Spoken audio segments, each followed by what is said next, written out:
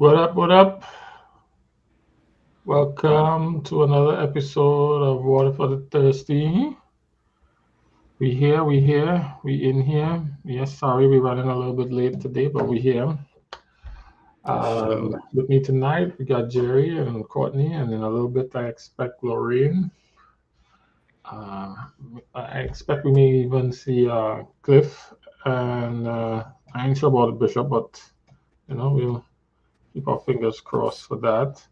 Since the last time we got together, we have been in Leviticus and Psalms and the good book of Romans. Fun hmm times. We were kind of in the middle of all of those. Well, in the book of Romans, almost to the end of Romans, the middle of Numbers. You know, today Korah and they got swallowed by the earth. Yeah. Korah got swallowed by the earth in today's reading. Uh, Mm. Hold on a second.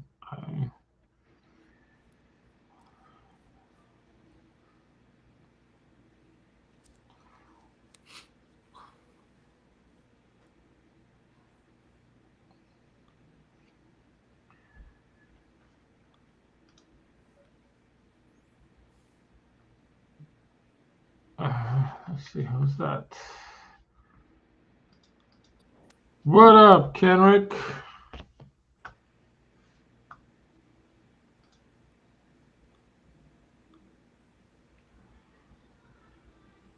Is he frozen? Ah, I don't yeah, know. he's on. Okay. No, his eyes are moving, so he's not frozen. What up, Okay. Kenrick? Can you hear us? Mic check 1 2, Kenrick.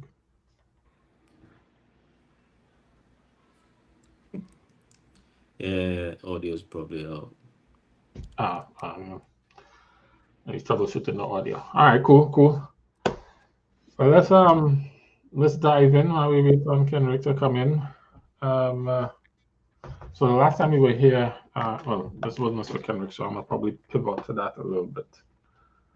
Um, so I was watching this video with this guy Alan Park on YouTube, right? You know who he is, right, Jerry? Mm-hmm. He's a non-denominational apologist for a lot of Christian things, and he explores the diversity of beliefs between various religions. And of late, our faith tradition has been on his, His radar. radar. He was asking, he was doing a series on cults, organizations, whether they were or were not cults, right? And they came on the our faith tradition, um,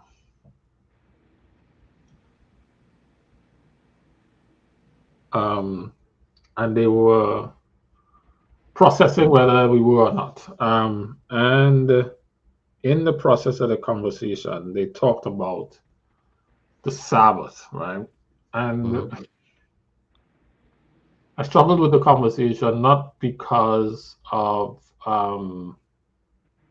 the way they had the conversation. Is I struggled because they never addressed creation and the significance of the seventh day at creation. Right? They talked about the Ten Commandments, and I could follow that train of thought. While I disagree with the Right. train of thought, I can follow it. Right? They talked about Romans 14, which was actually the reading for today. Mm-hmm. And while I also don't agree with that train of thought, I can follow it. Um, it I can see the logic. Don't subscribe, but I can see the logic. But when I was reading Leviticus 23, something stood out to me.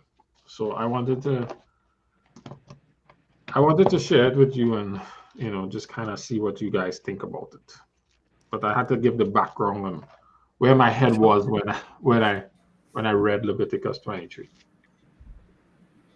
And I think because Romans 14, which is today's reading, overlaps with that, I wanted to go there. But Kenrick is back, so I'll give him what I have for him afterwards.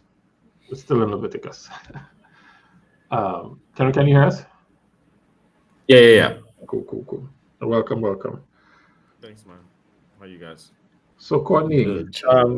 in the NIRV, because that's the version I've been reading of late, so I will have you guys see what I have been seeing. Maybe it's a version thing, right? And maybe that's what it is, why I didn't pay attention before. If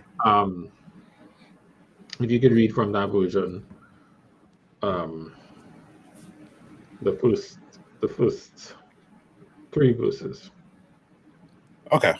So wait, we go to the first 4 verses. First 4. All right. Okay. The Lord said to Moses, "Speak to the Israelites. Tell them, here are my appointed feast days. They are the appointed feast days of the Lord. Tell the people they must come together for these sacred assemblies. There are 6 days when you can work, but the 7th day is a day of Sabbath rest. You must rest on it. Come together on that sacred day. You must not do any work on it. No matter where you live, it is a Sabbath day to honor the Lord. Here are the Lord's appointed feasts. Tell the people that they must come together for these sacred gatherings at their appointed times." So I feel like, you know how we talk about, I feel like part of the challenge is language, but follow me here. When we talk about God and we talk about who is God and we just call him God, we don't really give him a name, but he's God. And then we kind of say, well, and God is a category of being, but it's also an individual, and we use the same word. And so we get into useless debates because when you're talking about gods in heaven and he's God and Jesus is God, but Jesus is not God, you know what I'm saying? Using the same word kind of creates this kind of confusion in terms of the understandings. Jesus is God, but he's not the Father who we call God, right? But when we say Jesus is God, it could sound like we mean Jesus is the Father, right? And then if we have the idea of one God, then are they one and the same, or are they one in alignment, right? And so I'm not going into that conversation. I'm trying to lighten it. Similarly, I think here we have a similar kind of challenge with the idea of the Sabbath. Because as you go through this chapter, you'll see that there is the Sabbath. And then whenever a feast is called, you are to take a Sabbath. Right? Now, in this book, or in this chapter, there are how many feast days or feasts appointed? Yeah, the first year of the crops, the Feast of Weeks, You get the festival, the one of trumpets, the Day of Atonement, the Feast of Booths. Every time they have one of these festivals, he says, take a day and don't do no work. It'll be a Sabbath to you. Right? And so then there was a Sabbath every 7 years as well, right? That where the land was supposed to be rested, and yeah. So you kind of get this feeling that, feast days and Sabbaths are, now tied up in this set of set aside days for all these unique to Israel festivals, right? And it's not hard to roll the Sabbath up into that, except that it was established at creation. Correct. I know you guys probably are not of that other tradition, but I asked, what do you do with that? Or maybe at this. So that's my question to myself. Like, how does someone who doesn't subscribe here, what do they do with that? I get it if you're attacking the Sabbath from here, I get that. But what do you do with its significance on? I think it's also the version. right? So the version that was read is different than the way. So I'm in NLT, and verse Right. 4 says, "In addition to the Sabbath, these are the Lord's appointed festivals." Right. Mm. Right? So verse 3 says you have 6 days each week for your ordinary work, but the seventh day is a Sabbath of complete rest, an official day for holy assembly. It is the Lord's Sabbath day, and it must be observed wherever you live. So I think also just Good point. Good point. So let's now go to today's reading, Romans 14, which is one of the you said Romans. Romans No. 14, today's reading. One of the texts that is used to downplay the significance of it. Um,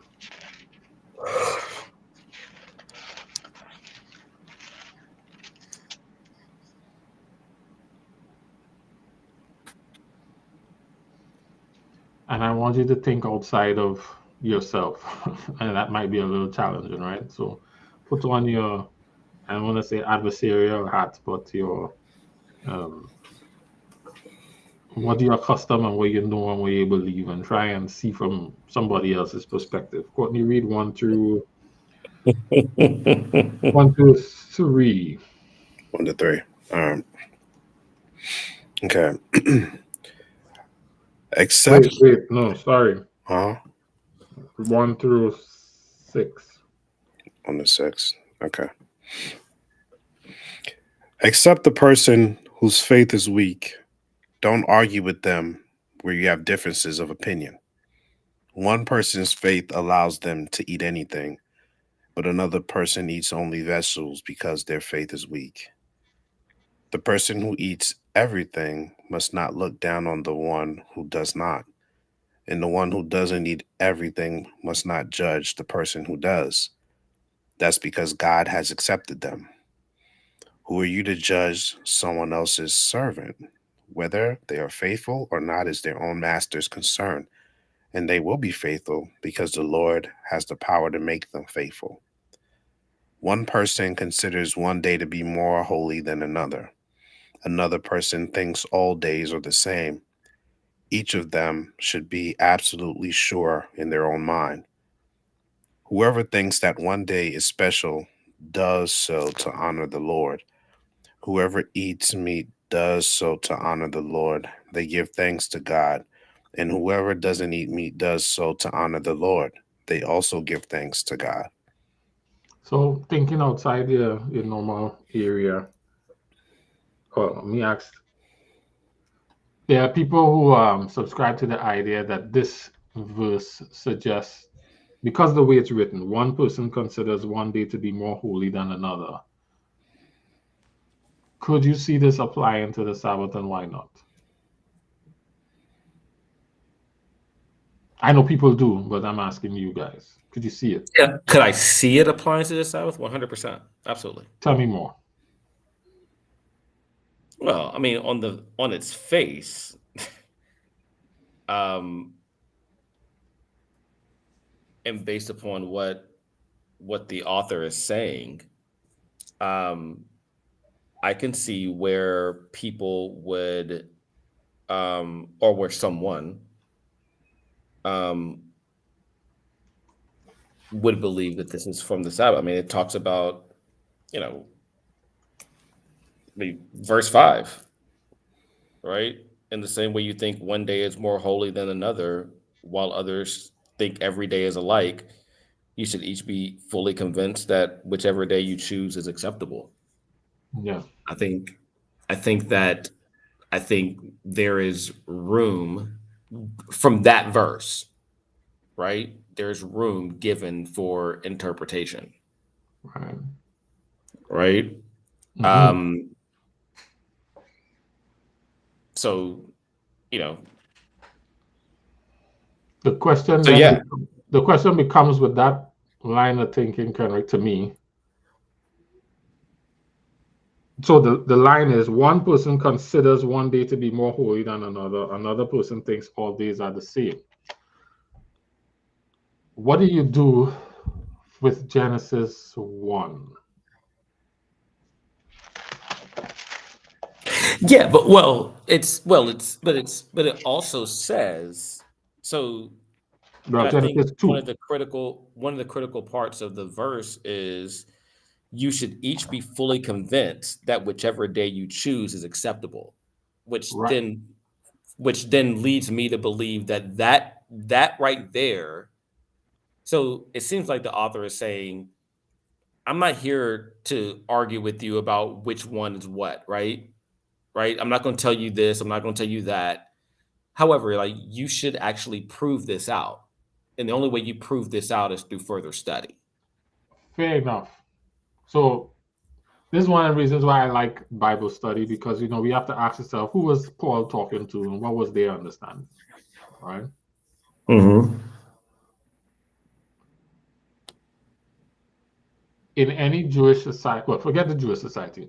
Yes, let's go start it. In any Jewish society, is there any debate about the holiness of the Sabbath, No. right? But you have these other days, a whole lot of them, Correct. that have varying significance. Correct. And you have this tradition of people for whom these days had really bad significance, right? Like we go back, we just was reading Leviticus 23, right? Mm-hmm. Well, was it Mm-hmm. 23? Yeah. And this day is important, and this day do this, and take this time for this day, and make sure you do that, and come together, and don't do anything on that day. And so you have all these days, days and days and days and days and days. You could reasonably assume that with all of those days, you think this one is more important than that one. The one for the Feast of the Trumpets is more important than the other one. Mm-hmm. But who is determining the importance of that day? Is it my own belief, or is God establishing it? And I guess even beyond theory, God has established what is what. No. One of the things that struck me in this, and it's just standing out to me more and more, one person considers one day to be more holy than another. That sounds like a modern debate, right? Mm-hmm. Where we are debating Sabbath versus Sunday because we inherited this thing that we don't really know the origins of, right? Mm-hmm. And so we are thinking it's more important to go to church on this day than that day, and whatever other significance we add to it. Mm-hmm. And then we talk about the 10 Commandments, remember the Sabbath day to keep it holy, all those things. And then you could quickly say, well, that's of the Jews. My Mm-hmm. question is, what do you do with Genesis 2, verse 1 and 2? Which predates any Jews and closes out the creation week.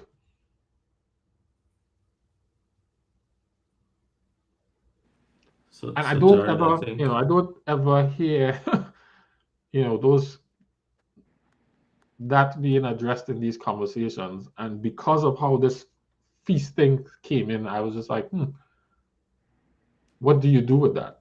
That becomes a major thorn in any of your conversations about, I could say, okay, we could take the 10 Commandments out, I could go with the feast thing, but this says God made the day sacred. So it's not me thinking one day is more sacred than the other, right? According, if we read in the Bible on its face, he created man, he created the animals, he rested, and then he said, this day is different. Mm-hmm. Before there was a tree of knowledge and good and evil meeting, Jerry, before there was a road meeting, or a tree meeting, wow. right? There's this thing here, and I'm not trying to prove anything to you guys because I know you guys subscribe to this thing. I had this wrestle in my mind coming out of that video, that I'm sharing with you all. So Jared, I did see an interview where it wasn't Alan, but it was one of these other apologists who was similarly inclined. Got stumped because one guy just kept harping on two things. He said it's either you believe 2 Timothy 3:16 that all scripture is given for, what is it, rebuking, instruction, correcting, training in righteousness. Mm-hmm. And once you say all, then that means you can't just disaggregate anything from the other things it's connected to, materially connected. I'm with that. And it seems that for a lot of these different schools of thought, that is what they do.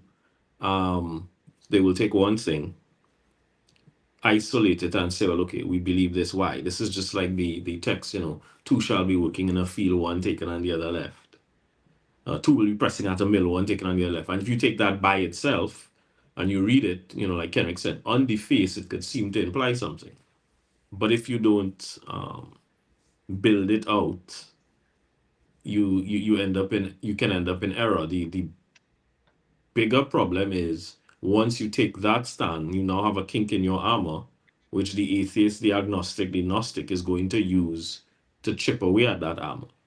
Because once you've taken a position, and this is even a challenge for us who subscribe to the sabbatical view, there are other things that we adhere or hold to daily that may not be as rooted as grounded in scripture. And so once you say, okay, well, I'm adopting this, and here's why, it's almost like you're setting yourself up for, that is, I think that is always the challenge. We like to say as well, there's what is said and what it's saying, right? Mm-hmm. And I think that is why it's always good. English is what, 300 years old, maybe? Ish. Yeah. Ish. Ish. So it's while different versions in English can help give you a more comprehensive understanding, certainly understanding what was originally written and what was originally trying to be said, I think is invaluable in instances like this, right? Right. I'm But gonna take let me ask you Go this. ahead, Kenneth. Go ahead. So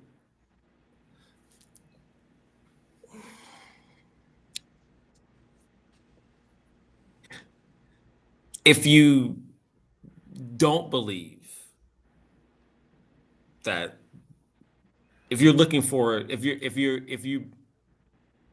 you're taking the other scriptures at face value, does that mean that you don't have an option at salvation? Oh, I didn't get all the way over there. No. But I guess that's where I think that's ultimately where it has to go, right? So, depends on your route, right? So my thought on it is this: salvation is tied in the whole idea of lordship, and I think I like this verse here. Um, who are you to judge someone else's servant? Whether they are faithful is not your concern. Whether they are What is faithful that or to not you, is right? their own master's concern, and they will be faithful because the Lord has power to make them faithful. I think the question now becomes, in light of any light that you have, are you faithful to what you understand God is asking of you? Right? Yeah. And then we have to wrestle out between ourselves, our understanding and the light and all them kind of things. And so it becomes an issue of salvation when you have this. To me, it becomes an issue of salvation when you come to a place of light and choose not to follow what is being, I don't want to say given to you by somebody else, but what between you and God, what God is showing you, and you are deciding to. I'm not talking about what Sharika is saying is right. And then you just ignoring Sharika. I'm saying when you and God have your sit down and God show you X, and you decide to do something else, and maybe He use Sharika to show you, but in your private time in your own heart, that's when it becomes a salvific issue, because it now becomes about who am I serving? Am I serving Him or somebody else? Right. So that's why I say it's in that context it becomes a salvific issue. Other than that, I don't see it being salvific really. Yeah. I don't think so either. Yeah. And I think it says accept the person. Another version is going to say receive one who is weak. So I'll just look at that like a spiritual, maybe maturity thing. I think we've talked about that before on this platform. So it's like not making that a requirement for fellowship. Like, I mean, that you can't maybe worship with or have some like whatever gathering with someone that might not have that same maybe understanding of it, the same level. I'm just from what Paul's saying in this first one in Romans. So I don't think that's not even a case of change. Like, hey, if this is your understanding of it at this point in your walk, then that's cool. I don't think that should be a point to like separate someone, what they're saying. Or and then the fact of letting the debate be something that's going to keep you two from both serving your master together, if that's the case. Right. My challenge only, Courtney, is this verse appears to suggest that the holiness of the day is subjective. Okay. My challenge with that is Genesis 1 and 2. Yeah. Genesis 2, 1 and 2. Yeah. I think that Leviticus explains it to me, I think, pretty good. It's saying like these days, these feasts are set aside in the same manner because God's calling for you to set these things aside for these specific celebrations, these feasts. But I think again, by like verse 3, you're telling you again, it's like, all right, this is different. Like, even if we say this Sabbath of solemn rest, that's setting it up to say this is something that's a little bit more serious. Like the other things, feasts, that seems like holidays to me, it's a holiday, that's a feast, a gathering, sure. Like and I guess in American times, if they're talking about or one of these that was like, hey, we got like Independence Day, July 4th. Like, okay, now again, how it can relate to us. What happens when July 4th falls on the Sabbath? It's like, all right, yeah, you normally would do this, but now on the Sabbath, this is a set aside thing. All right, this is only for this, that, at least for me. Like again, I was looking up solemn, like what does solemn rest mean, and that to me is different than what I think the idea of a feasts would be. Something again solemn, more formal, dignified. Like that seems different already, but they're only similar because God is setting these days aside in particular. So that's where they're similar, but I think there's a specific distinction on the Sabbath still. Like, I receive it. Bishop, we just the context is I was watching a video by that guy Alan Parr, and he was wrestling the significance of the Sabbath with somebody in the context of our faith tradition as a cult. And he kind of what he said in this space was there's clearly a biblical principle for a Sabbath rest, but the significance of the 7 days and as important as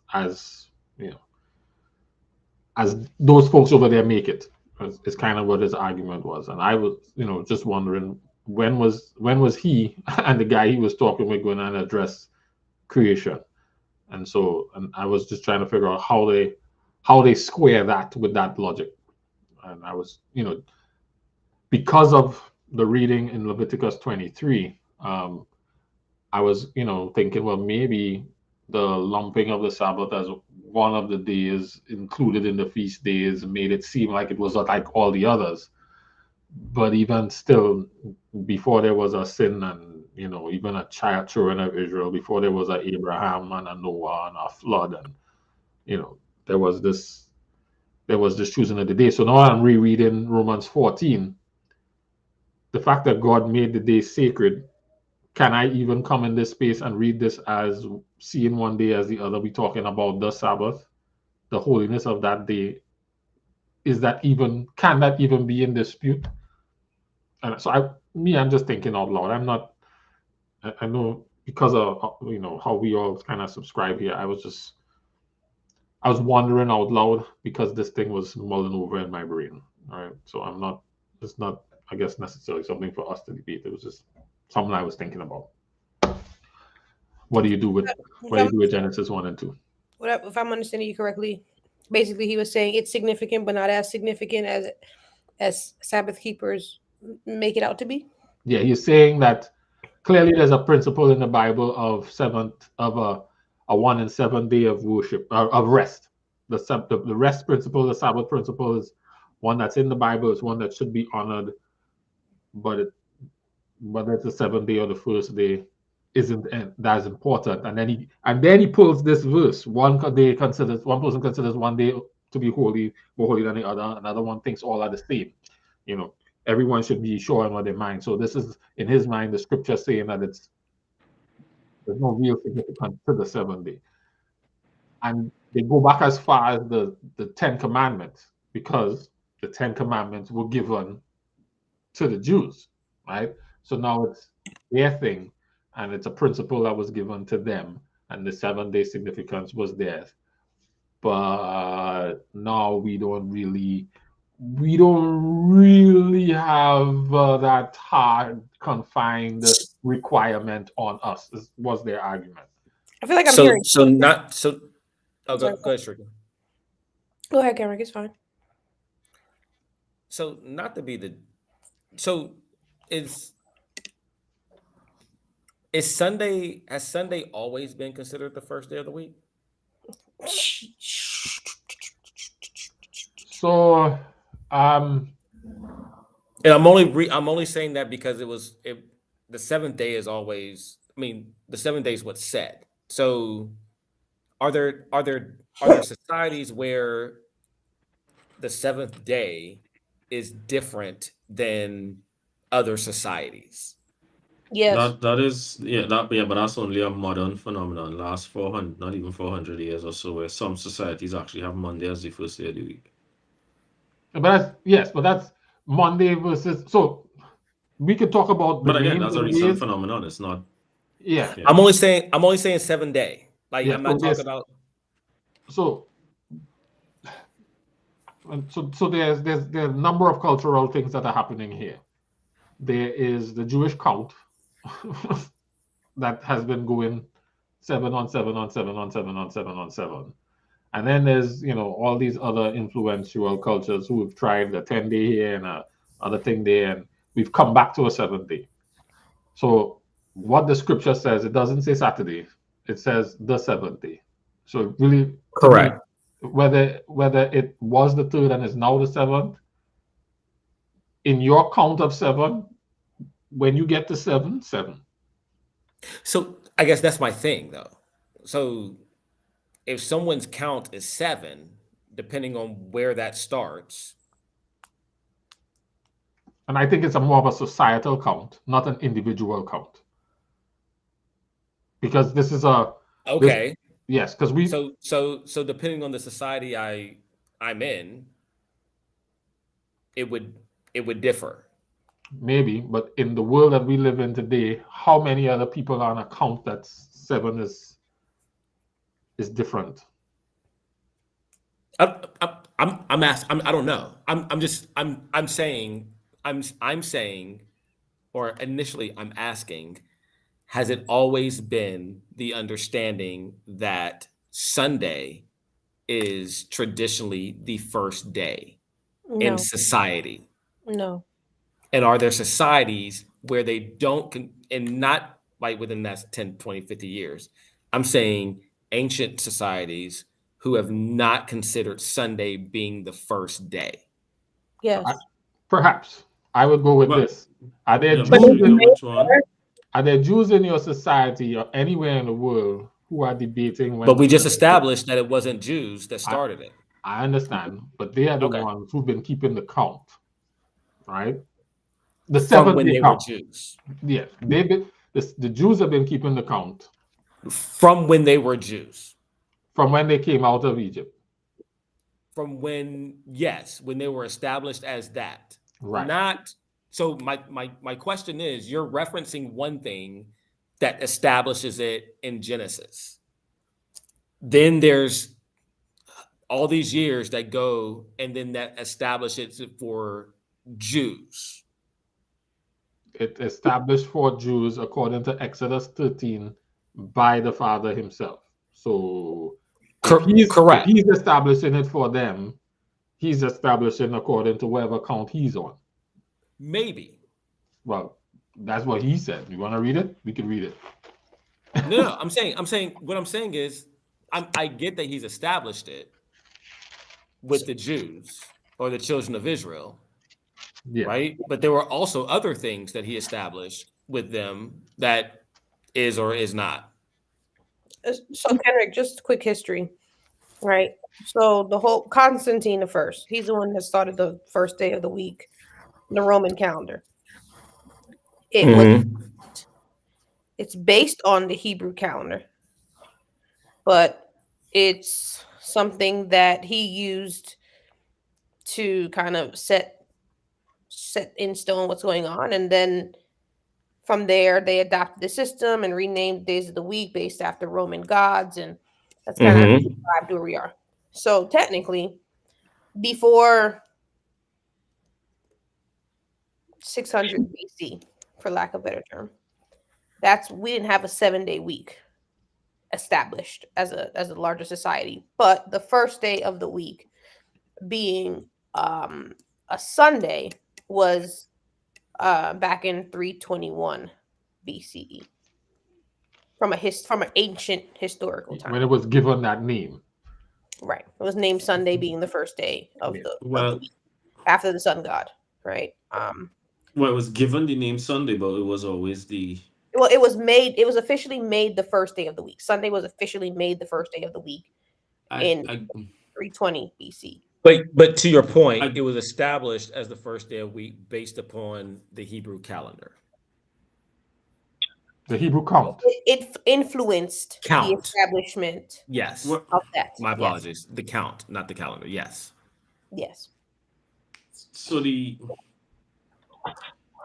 even in the Jewish nomenclature for days, the day that we subsequently named Sunday was always the first day of the week.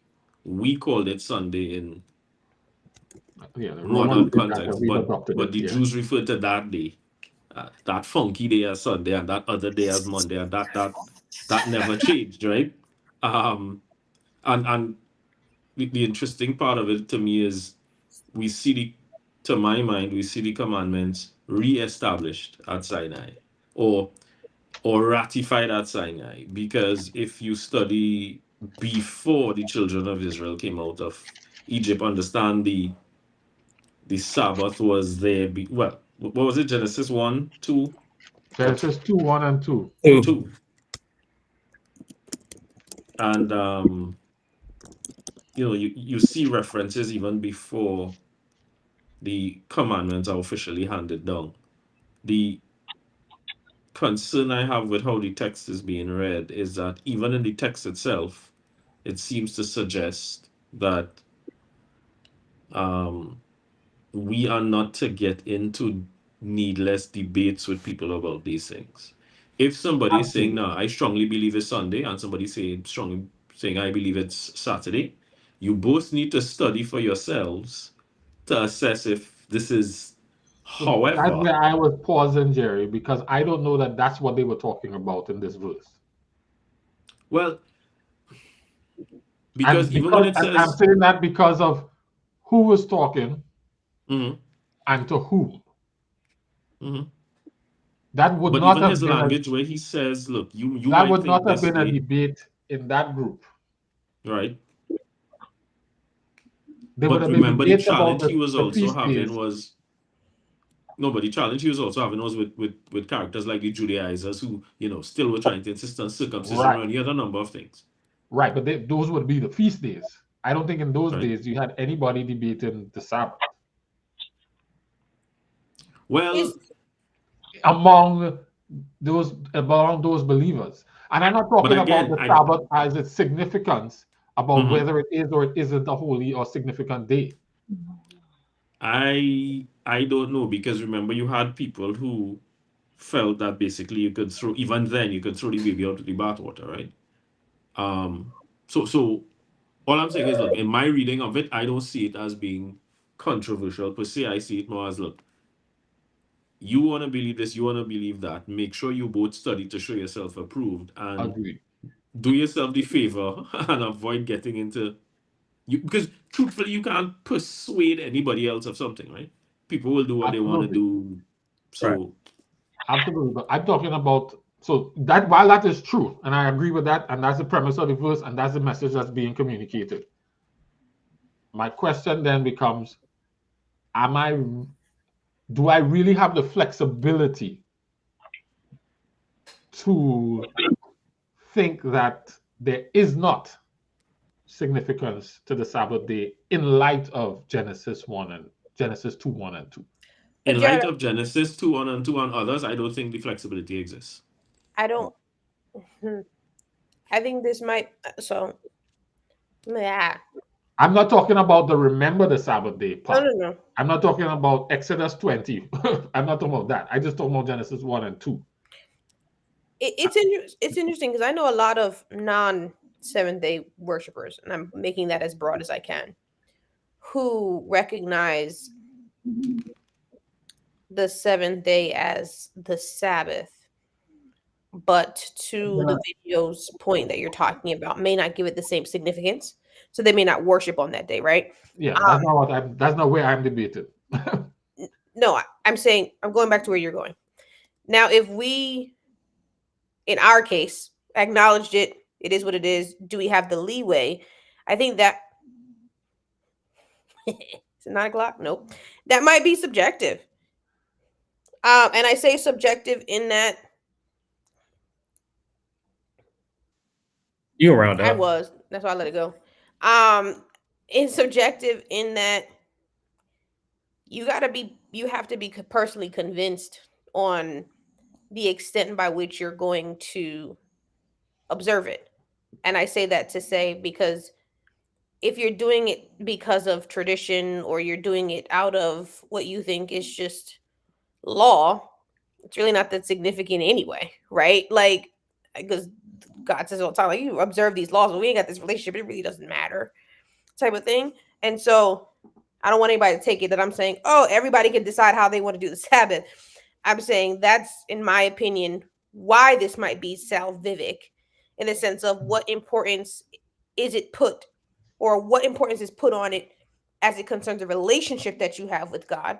Because some of us can watch Thanos destroy the world on TV and still be within Sabbath boundaries, and some of us can't, right? And so that's how I'm receiving it, that the level by which the importance is put is an individual, and it might change throughout your life. I think everyone here has experienced the Sabbath very differently in the last 10-15 years, and what Well, we do though. but I guess my only pushback to that is I believe where Jared is going, and it's not necessarily the significance that we put on it, it's the significance that God But what I'm established. saying is, in order for you to best understand that, in my opinion, that's a part of the relationship built for you best to understand it.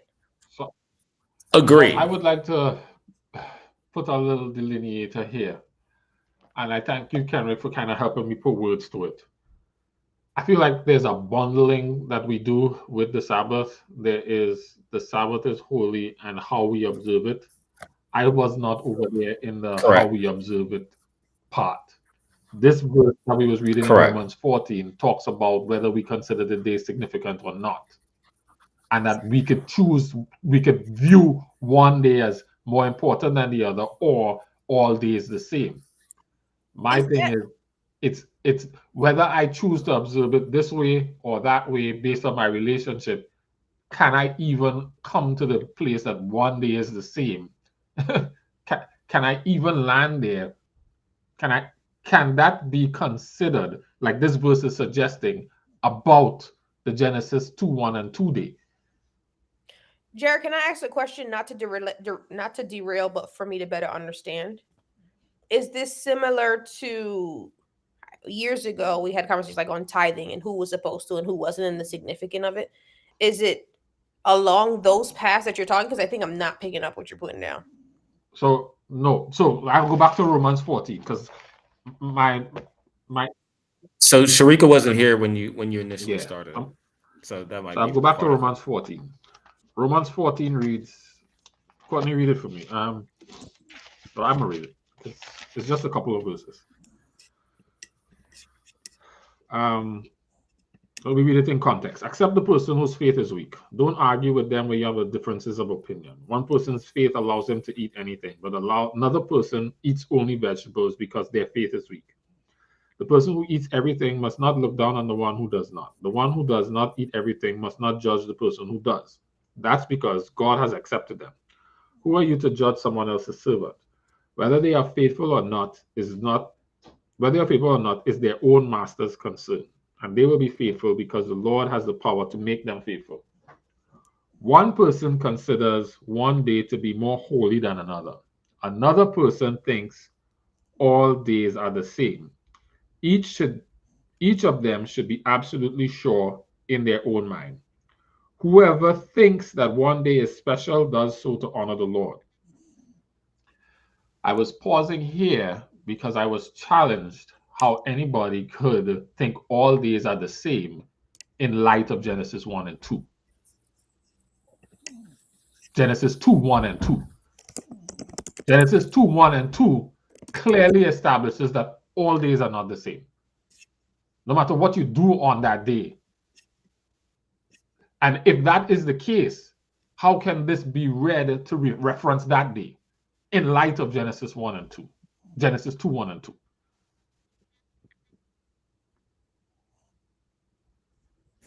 Because this is the verse that is used to undermine the significance of the 7-day Sabbath.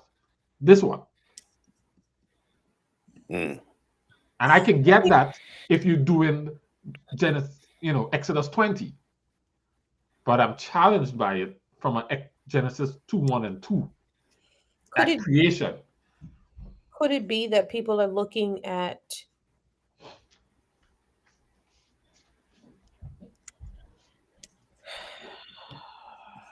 this, and this is me stretching it, but I'm trying to think about how I would have received it 10 years ago. The days when I would question anything. And those days are still here, but I question different things. But could it be the way that verse reads is like God made it holy for himself? Like the way 1, 2, and even 3 read, it's not saying, and I placed that holiness and put it into rule over the world and the sea. 3, at least in ESV, is saying, God blessed the 7th day and made it holy because on it God rested from his work that he had done. He's talking about himself. Is that a world where someone could potentially see, hey, all days are created equal for a human, but as far as Genesis 2:1 through 3, I'm including 3 in this, that's a God thing? Remember, it says, doesn't it say he hallowed and sanctified? And the meaning of hallowed and sanctified is actually to set apart to be revered. So, revered by who? Only himself? I am simply putting out there how it could be a thought. And I don't see the sanctified and holy in the version that I always like to read. And I think that's when I walked in about the English language and stuff. What version are you reading? ESV. ESV. All right, let's go to the Hebrew and see what it says. That's Genesis 2, verse 3.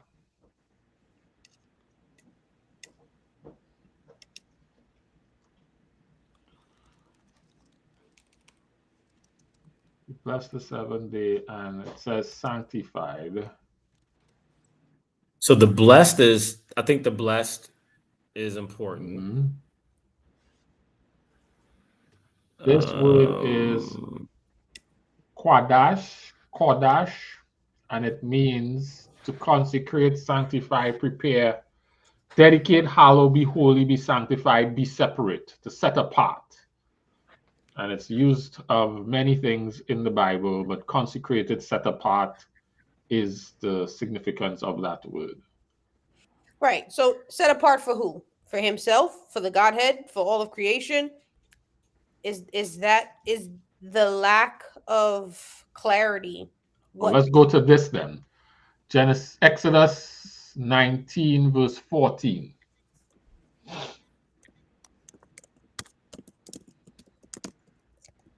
It's another place where it's used. Let's see if we can find somewhere where God is doing the sanctifying again. 19:14 it says Moses went down from the mountain to the people and consecrated the people, and they washed their garments. Mhm. And there was a third day, and they didn't have sex. Thank you, Kendrick, for that piece. Wow. That's No salient point. That's Yeah. this is not. All right, let's go then to Exodus 29:43. As long as they're having sex. There I will meet with the people of Israel, and it shall be sanctified by my glory. Sanctified for who or for what? Yeah, 29 what? 43. 43. Okay. Right. I'm saying these type of verses leave a. But are you tying these verses in because they're the same Yeah, word? they're making the same. Well, They're separated, these things have been sanctified in a set similar. apart. They have been sanctified. So we're trying to establish what. But in my mind, I'm trying to establish what this word means, so that we can get to Sure. Sharika's point. Let's see if we can find somewhere else where God sanctified something, right? And see.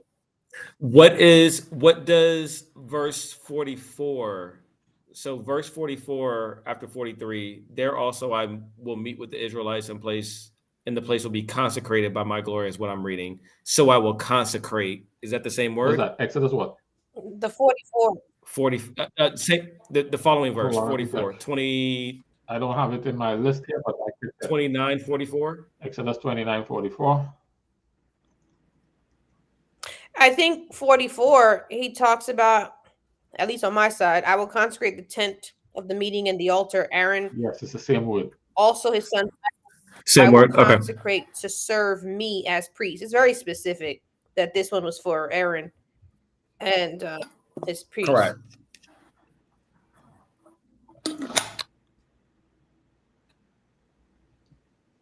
Gotcha. About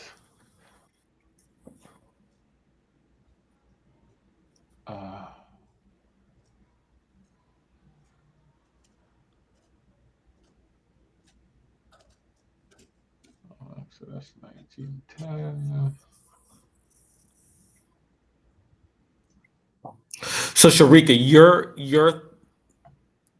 I don't want to say your argument.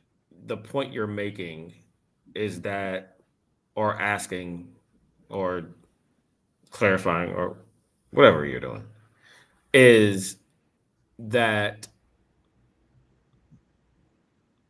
devil's advocate. Not saying that you're buying it, you saying it, but is that you are that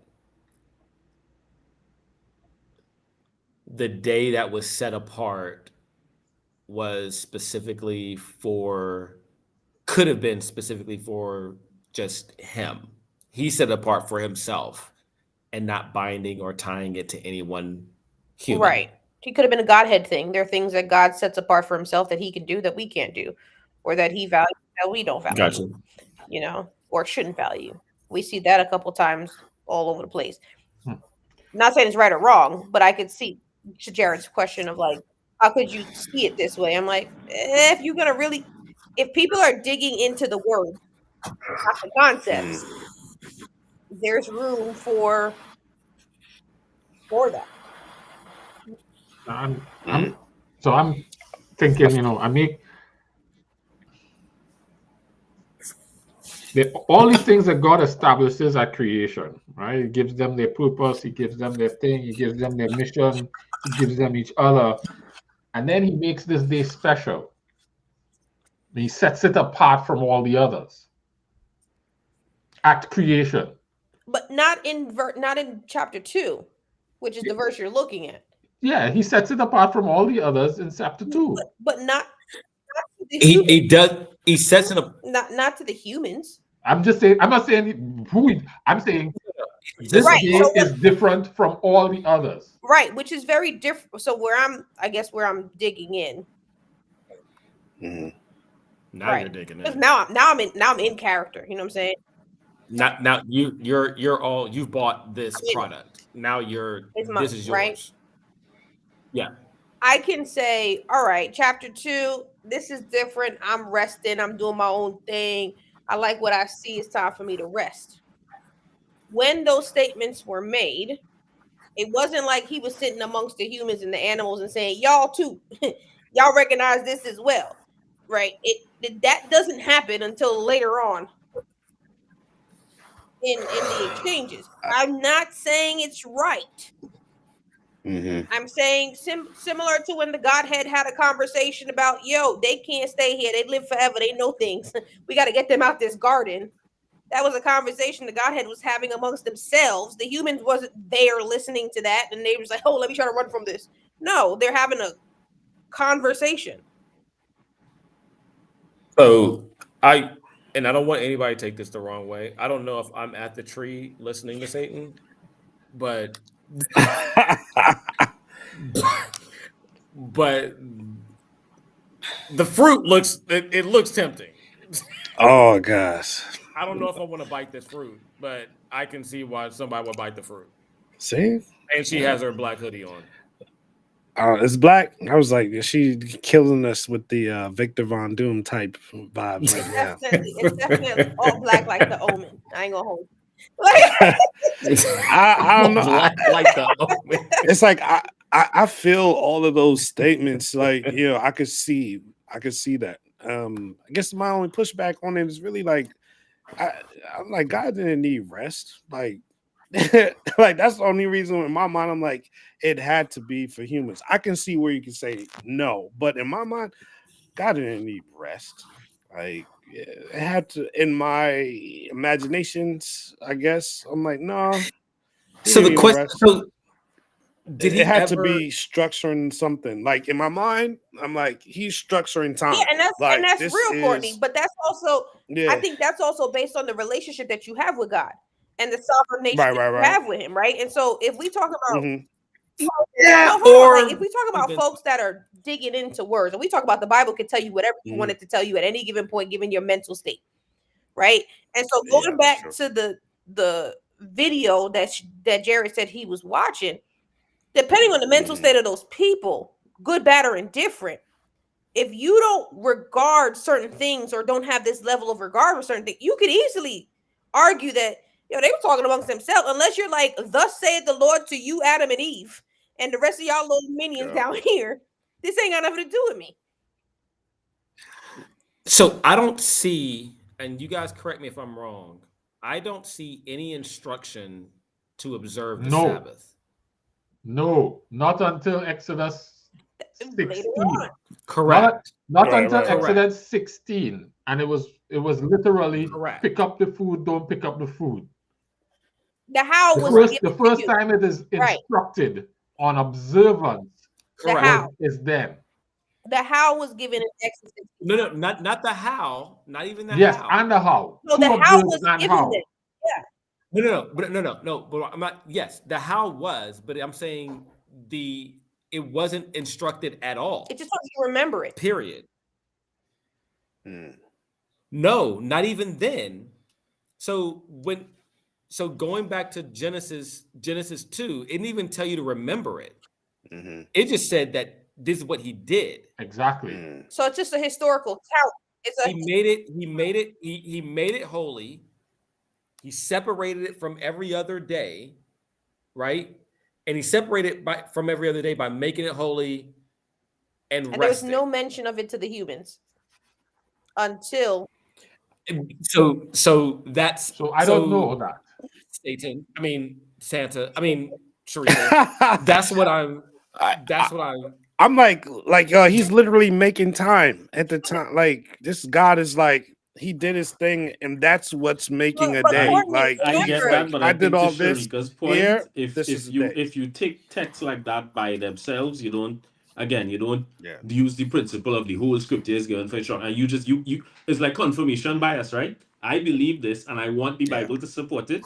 I can see how you can Mhm. build a case based on what you want to We believe. see it all day in and Congress. not only that, All another day in Congress argument we see could it. be we are reading a historical remembrance of what We took are. place, right? And so until this was all written, humans ain't really know what was going on for a while. Nah. Okay. So while that might No, be remember these true, are passed things whether down from generation to generation. Sorry, that's my fault. I'm gonna go with that. I'm gonna lean into that. Let's assume that that is true, right? Let's assume that that is true. That Mhm. up until Exodus 16, nobody knows anything about a Sabbath, right? Let's Yeah. assume that. Mhm. Is the day holy or not?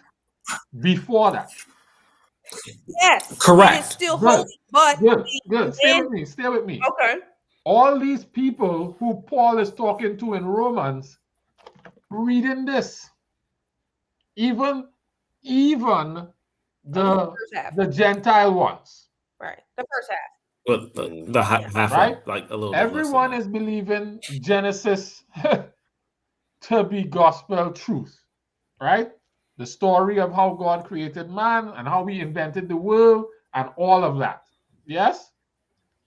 Everybody who is of this faith tradition up to that point, even the ones who not obeying the Genesis, the ceremonial laws, is accepting Genesis as being factual and true in this description of God introducing the world in its perfect state. Yeah? Yep. Actual and factual. So there's no way that those people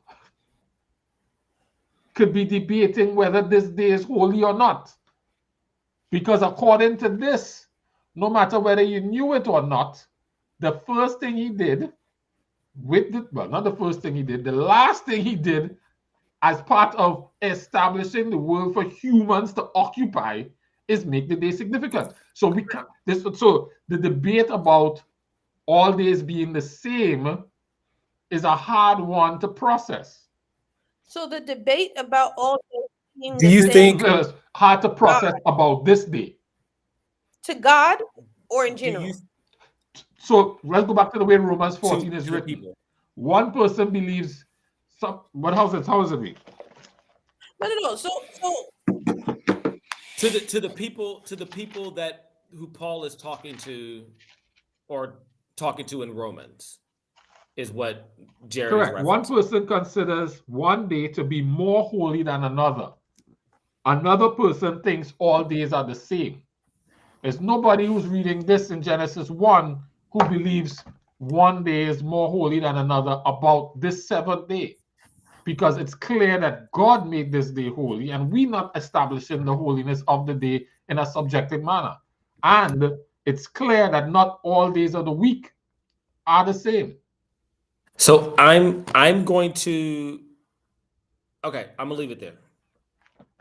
Because I don't know if and I don't know this to be true. I don't know if Or let me say it this way, Kendrick, before you go.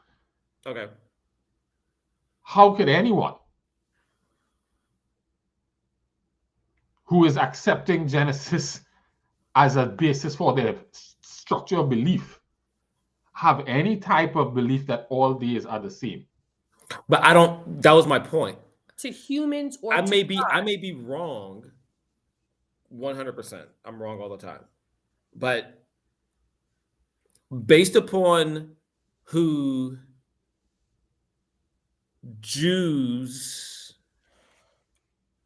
and I'm saying that I'm not anti-Semite or whatever, but Jews were at the time.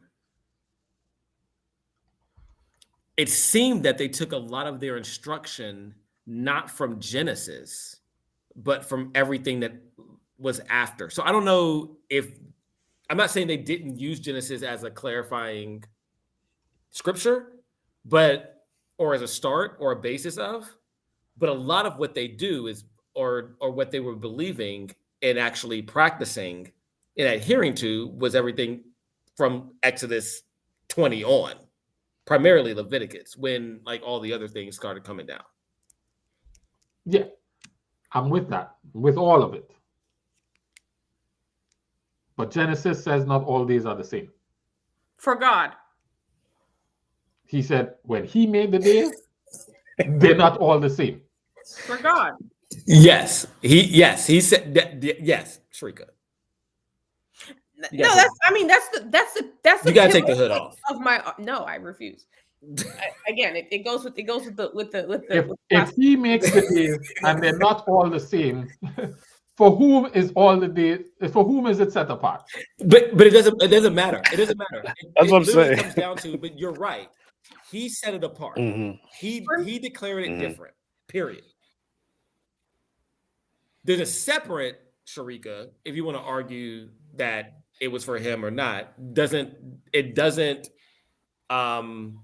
deface the argument of the fact that he did set it apart and he did establish it as different. And I'm not arguing that. I'm saying the person in the hood could also argue that there are things in the Bible, period, that God has made for himself, separate and apart, that don't apply to us. And I'm not saying that's right, wrong, or indifferent. So let's take that argument and apply it to the same creation story, these first two chapters.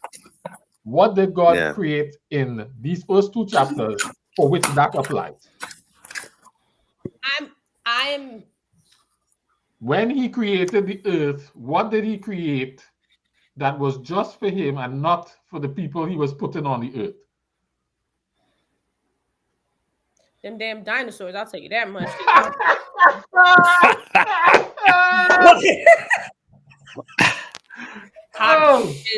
The story of the creation in the I can't argue with the chapters answer. I haven't seen one. Was the story of God setting up space and time for these things to inhabit. But again, okay, so I'm gonna stretch this as far as we can go since I'm here. Mm-hmm. Straight that's yoga. Yoga pants. What is the purpose? What is the purpose of y'all humans and y'all animals and all this stuff outside of I want y'all here? Oh Lord. That's Genesis 1:26 and 27.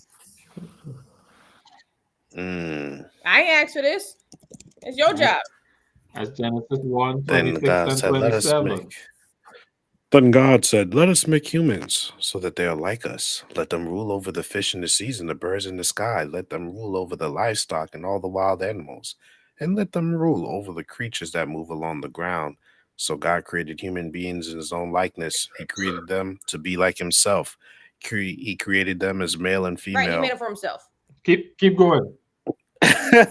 God blesses them. He said to them, "Have children so that there will be many of you. Fill the earth and bring it under your control. Rule over the fish in the seas and the birds in the sky. Rule over every living creature that moves along the ground." Then God said, "I'm giving you every plant on the face of the whole earth that produces its own seeds. I'm giving you every tree that has fruit with seeds in it. All of them will be given to you for food. I'm giving every green plant as food for all the land animals, for all the birds in the sky. I'm also giving the plants to all the creatures that move along the ground. I'm giving them to every living thing that breathes." And that's exactly what happened. Mm-hmm. My point stands. It was all for him.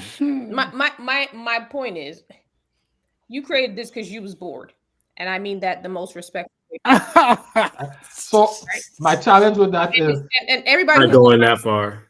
Anybody my challenge with that is my sarcasm. My bad, right? But you asked the question of what else did he make that would have been just for him? The whole creation is just for him. Fair enough, but the earth that he put together wasn't for him to use. It was for them to use. Not so? But he made the earth for him. He made the earth. But then the earth and the earth for him. So I think we might be using the word "for" in two different ways, right? And so maybe that may be accounting for some of the debate here. So let me do it this way. Kenrick, did you make your daughters for you? Yep. So the process of making them was only for me. 100%. Period. Circumstances One- dictated one- they're here. 100%. It was only Good. for me. Good. And then when you put them in a house, did you make the space and their room and provide all their positions for them as well? So this is now a different form of the word "for," right? It was for I them put as them in a well. house. Yeah. Did you? So when you put them in the space that they were living, Oh, they in were there, born, right? and then yes. Did you do that for you or for them? I just never even thought about it. I guess I did it for them. That's what I'm saying. While he may have made them for himself, the provisions he made for them were for them, not for him. I also think that's very Kenrick specific. There are parents out there who make it for the ease of themselves. Again. Wow. So you're trying to tell me the food that they buy for the children is for them? No, I'm The saying bed that they put them in is for the parents? So they don't go to jail? No, what I'm saying is, for instance, let's just even take the extent by which some parents may decorate or think about their kids when it comes to buying a home, right? Some parents may be like, hey, I need male and female to have separate rooms and I want them to have a say in this and blah, blah, blah. And some parents may be like, well, we can afford is this 2-bedroom. So guess what? I'm doing this for me and y'all gonna fit into this because y'all don't pay no light bill, water rate, or mortgage around here, right? They're two different mindsets. The recipient may not be aware of how they got here or the provisions or the thoughts that were made. But in so many ways, you don't know the mind of the person who made that decision. I am not saying that God, again, this is my hood on, right? I'm in my character at this point. We have no idea. And we are speculating based on our relationship with God, true or not true, about how much we believe he loves us and why he makes these decisions. So no, I was not speculating about his love for us or that. Even in your example, even the person who makes that decision about how to provide is still providing for the child. But the motive behind it is what I'm talking about. Yes, but even still, no matter what the motive is. But you asked about Kenrick, and you're saying, oh, well, in Kenrick, because he considers the kid. No, some people procreate because they're making minions.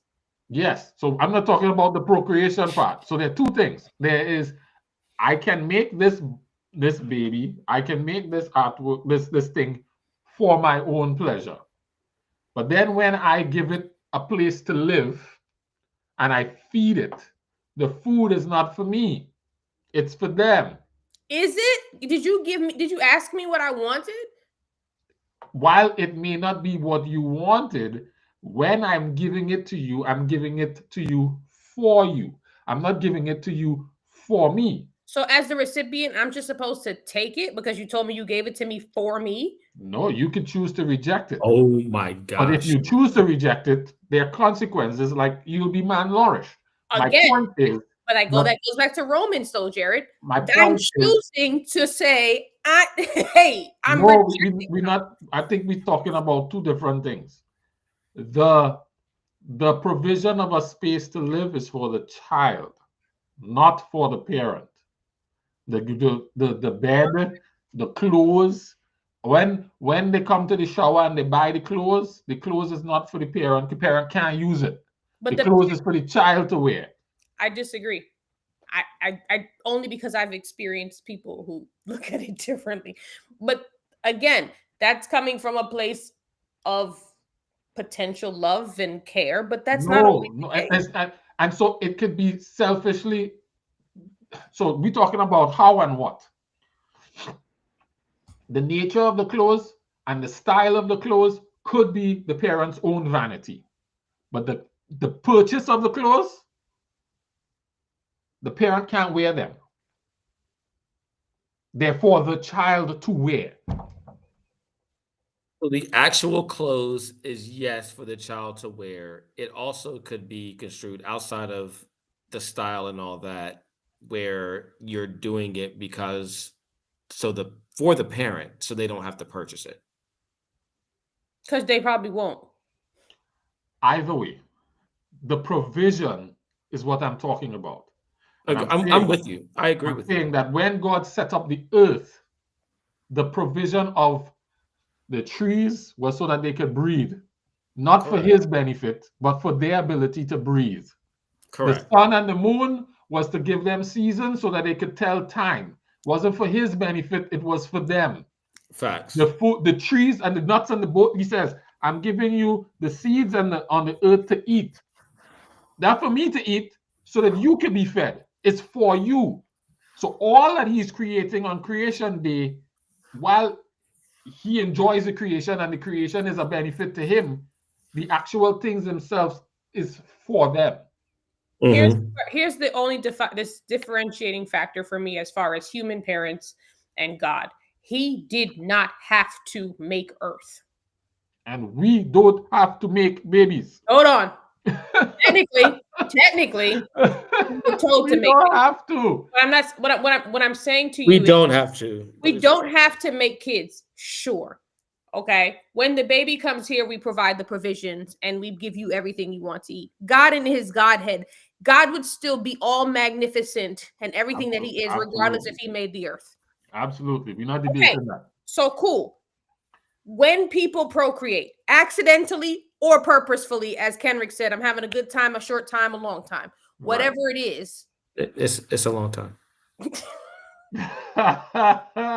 a level of intentionality or unintentional. Absolutely. We're not debating that. Yeah. God was intentional. Humans pop up because we just being reckless sometimes. Absolutely. And sometimes we're intentional. Both are true. Sometimes we're just as intentional as he is. But he doesn't have unintent, is what I'm saying. He's not reckless. Yeah. You know, he could have just filled the earth with the people, period. He could have made it that the people didn't need to eat nothing. He could have never made people and just left the animals. Absolutely. So he had a reason to do it that way. Absolutely. For us to enjoy something. But what I'm simply saying, to compare it to parents and parental behavior, which is why I'm saying some people can separate what God does from what humans do, is in many cases, the provisions that we're talking about are based on consequences of actions that are either intentional or unintentional, regardless. And it's all based on the type of heart you have. God intentionally decided to blow up the space. Yes. And he intentionally provided for the space, provided the space. That's what I'm saying. He provided the space first and then put the people there. Correct, because he knew he was making the people. He didn't make the space and it's like, oh, what can I put here?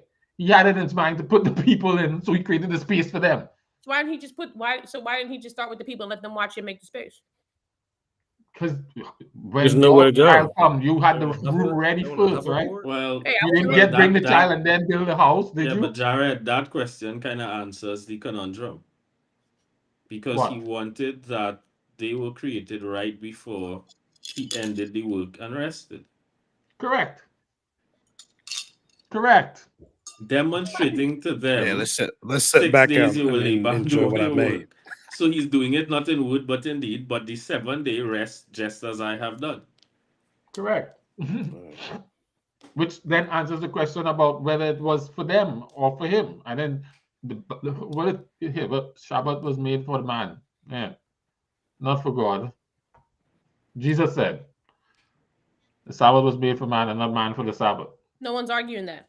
We're going back to you talked about Genesis. Yes. So if Jesus is saying that, but he never mentioned to them based on what we have to the point we're making. That's not an issue that I'm even debating. The only thing that I'm talking about here is the day holy or not? Whether they knew it or not, it's not holy if they know it, and not holy if they don't. And now I'm not arguing whether or not it is holy or unholy. The argument that I'm holding for the people who may have had this thought is the day is holy for who? For us, because he made it holy. He made it holy for himself, and therefore we inherited it. He holy already. That's just like, what do you need to make it holy for? Like, he already holy. But if that's the case, then if that's the case, Courtney, then everything's holy because he's holy because he made it. No, he specifically. he didn't sanctify and and the thing set about apart and holy hallow is, everything. And I'm agreeing with you. I'm agreeing with you, Jerry. I'm saying his So holiness pause for a doesn't second. He cover did not every. sanctify, hallow, or set apart a fruit. You guys, But everything we not experience now arguing. is because what he set apart was an instruction which they disobeyed, and there was a consequence to it. So I'm there are not things arguing. he sets apart, but once his word leaves his mouth, that's what you go by. If you don't go by it, there's a consequence. There are consequences for the misbehavior of how they manage the fruit and the tree. Correct? No, there was a consequence for. It's not for mismanaging the truth, it's for mismanaging the instruction. Sure. And the instruction, even of the Sabbath, the Sabbath was an instruction that he laid out by example first. Much later. So no, wait, he laid out the Sabbath by example, and then he gave words around it much later. But the example was the tree considered special? No. No. What do you mean? No. You didn't even know I'm asking. It wasn't. You actually wasn't considered special. I'm saying no, it wasn't considered. This is why it's important for to God or not. Was it considered special to the humans before they knew there was a consequence? So let's go back. Yes, no. The tree was not set apart in the same way the day was. So let's not do that. The day he was very intentional as saying this day is not going to be like any other day. And this tree is not like because any other tree. The way the story has been folded, he made the day and said the day was good. He made the next day, said the day was good. He made the next day, did all these things. And on the last day, he set this one apart and said, this one, treating it special. It's different from all the others. This day, I'm making this day and I'm going to regard it as different and special. Right? Different and the first day that the second day that they experienced in their lives was this special day. Right?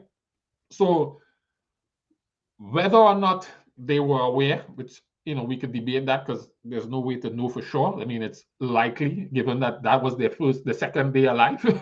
So it's likely that he informed it to them, given the nature of the relationship that they had. But we don't know for sure. The day itself is still special. The tree itself is still special, set apart from every other tree that's in this garden. Yes, it wasn't sanctified. I wouldn't say this tree. I think the tree was different. I don't necessarily think the tree was special. Yeah, let's go with the Greek. It was not sanctified. Correct. The word that was used there was not applied to that tree. All right. Sharika Winter doesn't disagree. Sharika Winter is giving you an alternative thought by which people could land on why this day could be seen as what it is or what it's not. That's all I'm saying. I'm saying the fact that we could even go back and forth with this banter with the very little bit of information that I may know is showing, in my opinion, the room how someone could look at it differently. And it's hard for us to do it because of how much we know and our relationship with God. That's the only point I'm trying to make.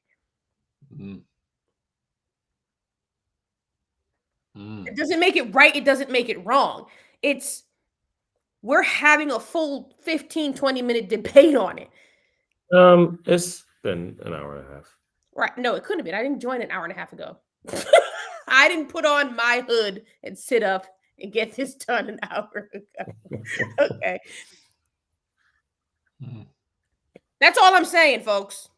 And at that point, I'll let it go. I'm just saying we're talking through it.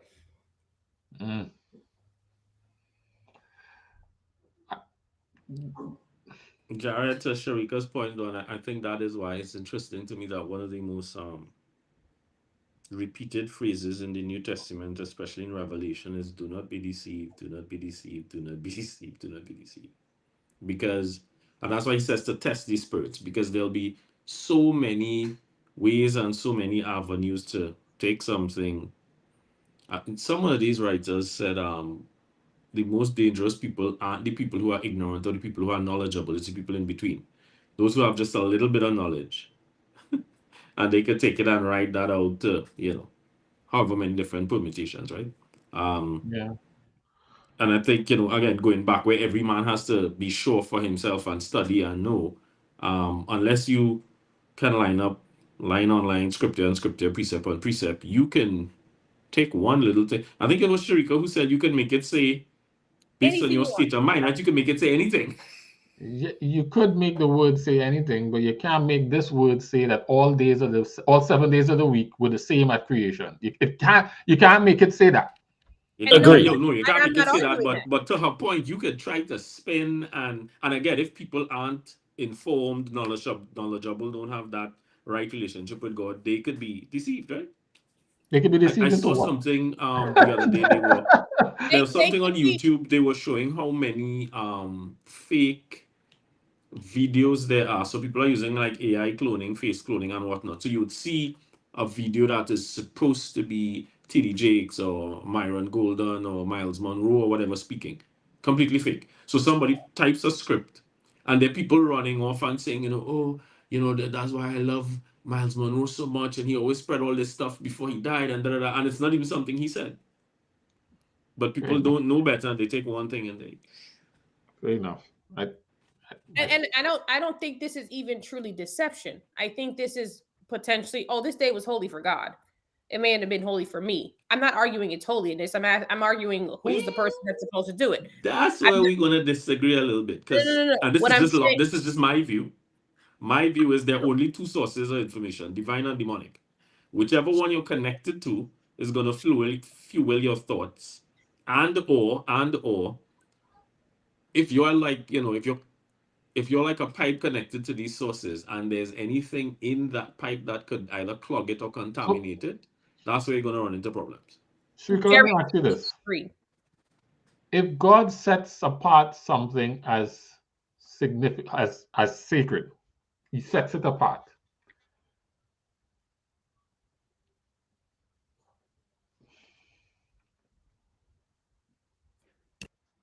Would it be sacred for me as well by default? Because he has made it sacred. That's a hard question for me to answer given my mental state. Where I'm at in my walk, yeah. 10, 15 years ago? No. And that's what I'm trying to say. Like, so let me ask another question. So if he made if he described the day as good on the second day, was it good for him or was it good? That's up for discussion. Like my mom can tell me, and I'm going to use back to humans. So you talk about parents. My mom can tell me that Escovitch fish is good. Yo, good for who? Joint's good. Everyone. No. If I yes, wasn't exactly. Stupid facts. What I'm saying is when you're dealing with humans in general, the lack of complete understanding of hierarchy and sovereignty allows for the brain to potentially question who this actually is. It can't be for me. If I don't want it to be for me, it can't be for me. All right, so let me ask it this way. If I have 7 stones and I put one on the side, is it on the side? It's on your side. You put it over there. Is it apart from the others? Really, Sharika? Yeah. Right. Is it just apart? Is it just apart for me, or is it apart from the others? It's just apart. You put it there. That's my point. It's just apart. But you put it there. But you put it there. Guys, I am not saying Sharika feels this way. This is what I want the world to know. No. So this the January 6th kind of stuff about. So my bad. So. But that's a perfect example. It's no. Example. It's apart. It's apart. For you. No, it's apart. You put it there. If you didn't move it wouldn't be apart. It's apart. You find it special. You put it over there. That ain't gonna. No. We're not talking about finding. He wasn't even having a conversation about special. He was saying if I have 7 stones and I take one of the stones and move it away, is it Sure. apart from the others? Sure. What So significance is that? first of all, I use sure when I'm What I use significance? What significance is it though? And that's no, but that's not the question right and now. I don't think people are arguing that the Sabbath is separate. I think this is an opportunity for significance. No. So my point is this, and I think Jared's point is this. We're starting at, was it set apart? Sure. Not about significance, not about, was it set apart? Sure. Okay.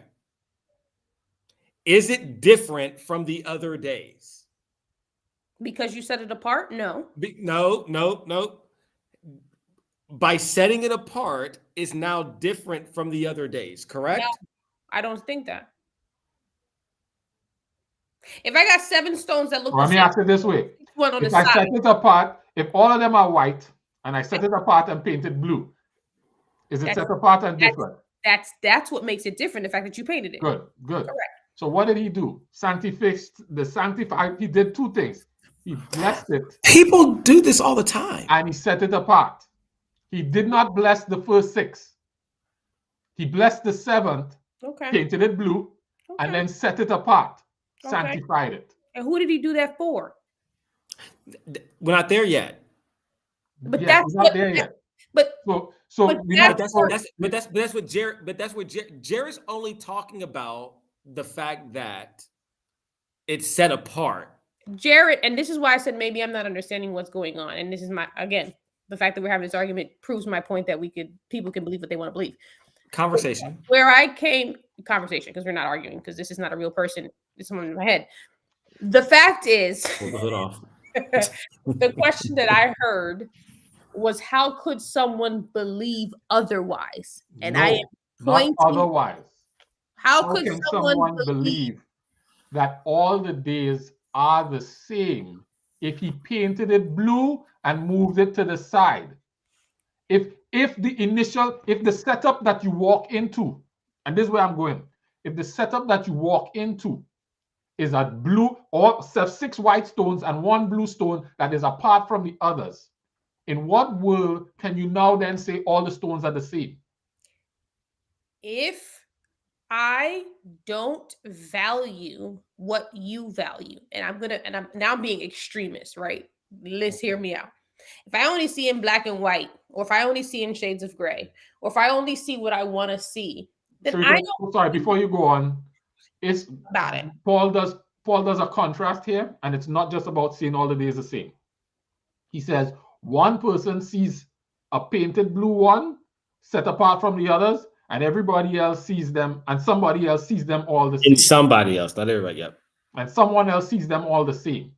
Now, Right. if we all believe this, and the lead in is a blue stone painted blue on the 7th day, how can we then come to that conclusion that they're all the same?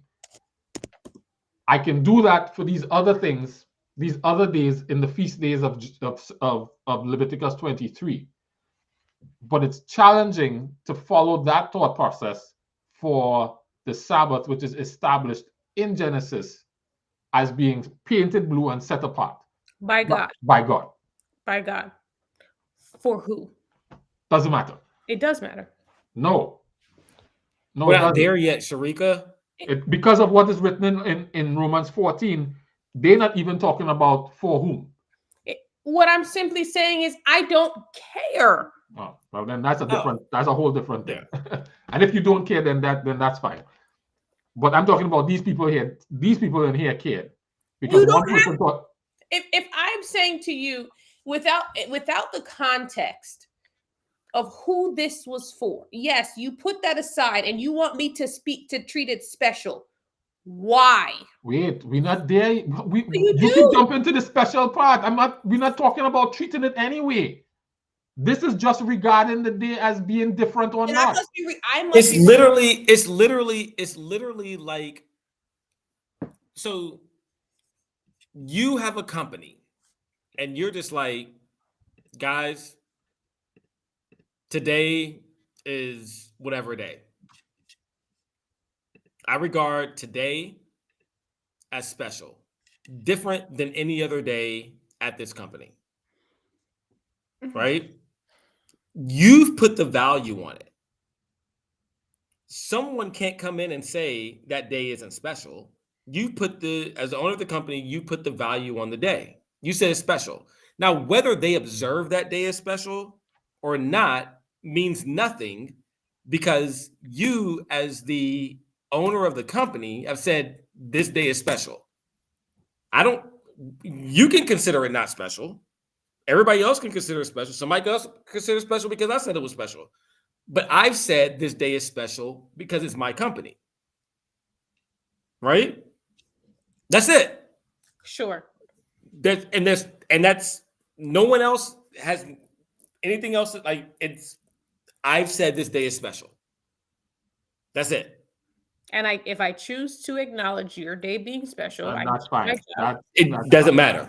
But that's the Doesn't next matter. verse in No. Romans. Hold on. But that's where you stop. At least on my side, it says one person esteems one day better than the other, while the other esteems all days alike. Each one should be fully convinced in his own mind. The one who observes the day observes it in the honor of the Lord. For who matters, right? The reason why I'm even acknowledging this thing is to honor God. But that's the point. That's one of the reasons why Jared's having the conversation. Well, so based upon the beginning of the conversation, I think there's a couple of different arguments that can be made. One, right, whether or not we're actually talking about the same days. Correct. That's where I was. So Sabbaths are not Sabbaths as Sabbaths. Sabbaths, there are Sabbaths. Sure. And there are Sabbaths. And then there's the Sabbath. And then, no, that's what I'm saying. And then there's the Sabbath. Capital S. Happy Sabbath. I'll be right back. No, I'm not running from this conversation. I gotta pee.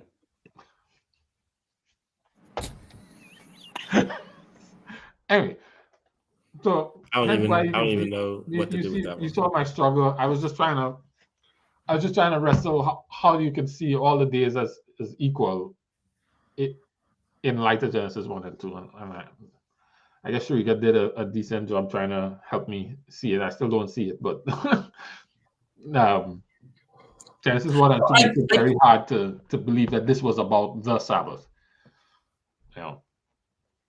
I can understand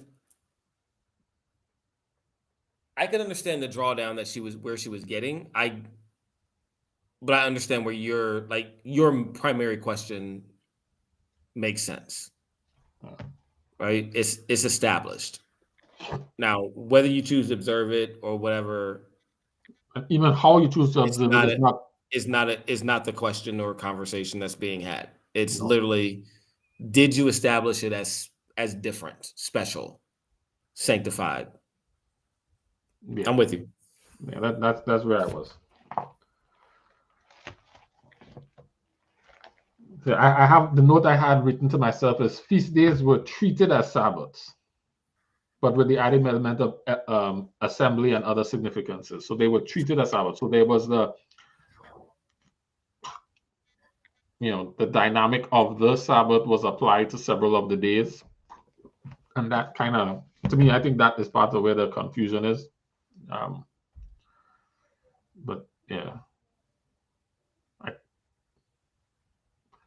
I would have to completely ignore the significance that God put on the day to think that they were all the same. I would have to, say, I know that one is blue, but I'm going to treat it just like the others. And I guess that's where I'm at. So arguing with somebody on the day itself is. Well, I'm not talking about what to do with the day, because that's where a lot of us argue, right? I'm only talking about like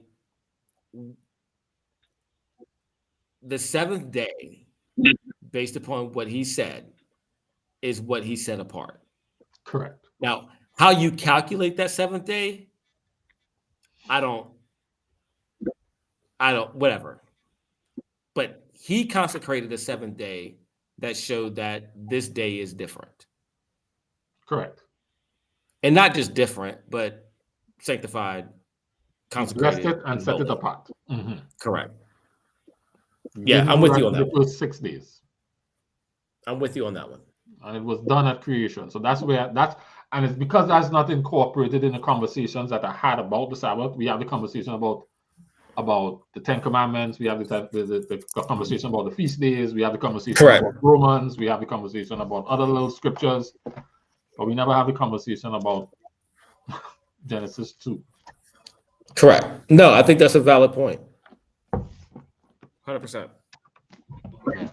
I didn't mean for this to take the whole thing. This was just supposed to be, oh, by the way, I was mulling over this. Hey, what do you guys think? It usually goes that way. Because, the most that it does is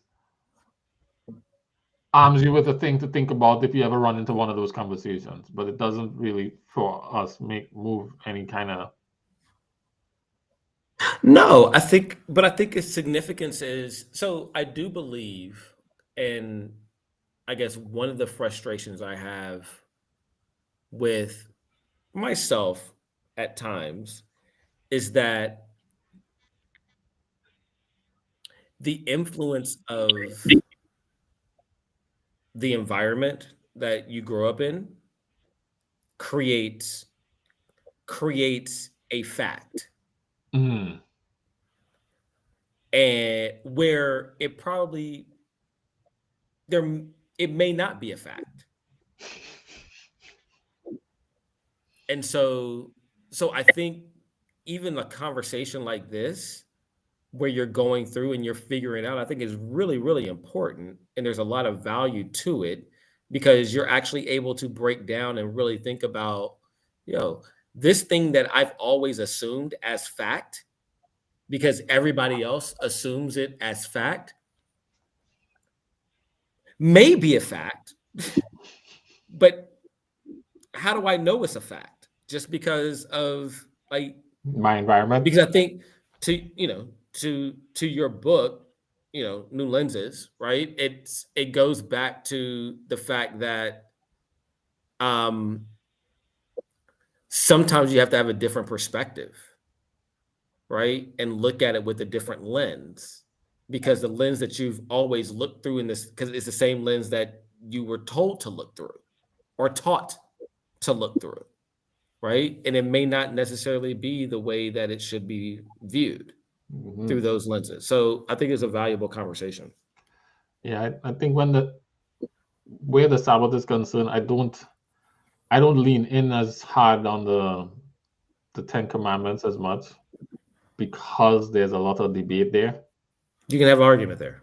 100%. Yeah, you definitely can have debate on that, and legitimate debate, and I don't want to do that.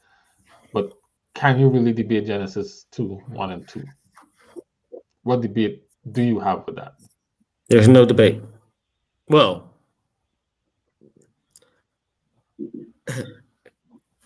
there's no debate on the substance of it.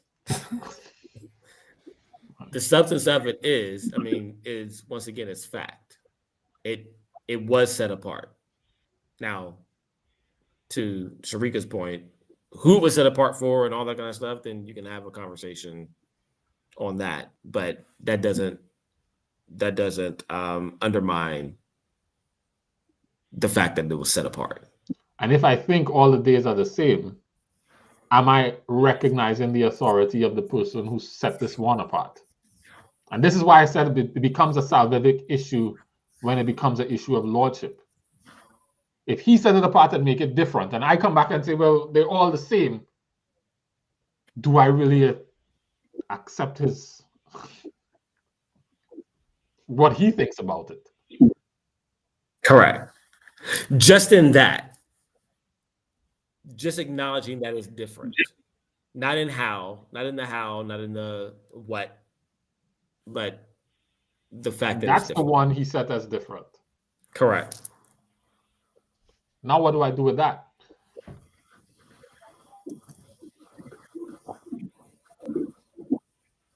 Yeah, I'm with you. And as to me, that's where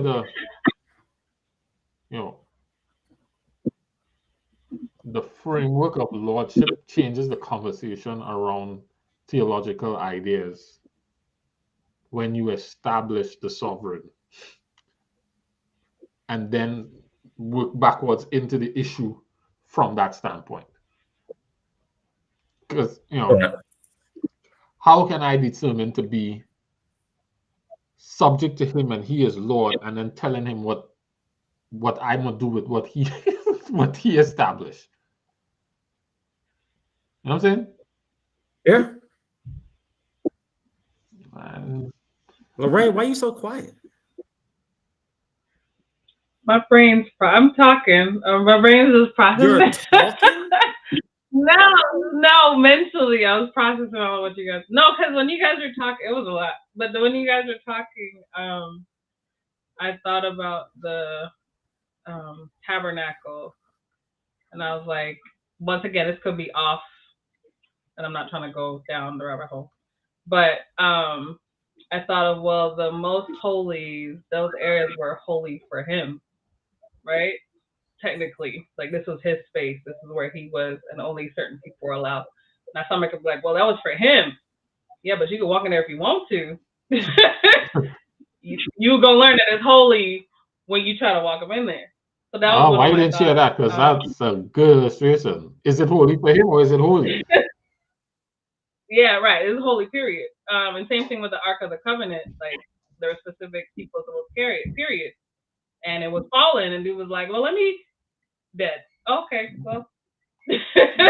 I guess I like that you put that because that now brings me back to the lordship. If your Lord determines it's holy, then is it just holy for him or is it holy? And I think that's the angle I missed in the conversation we had with Sharika.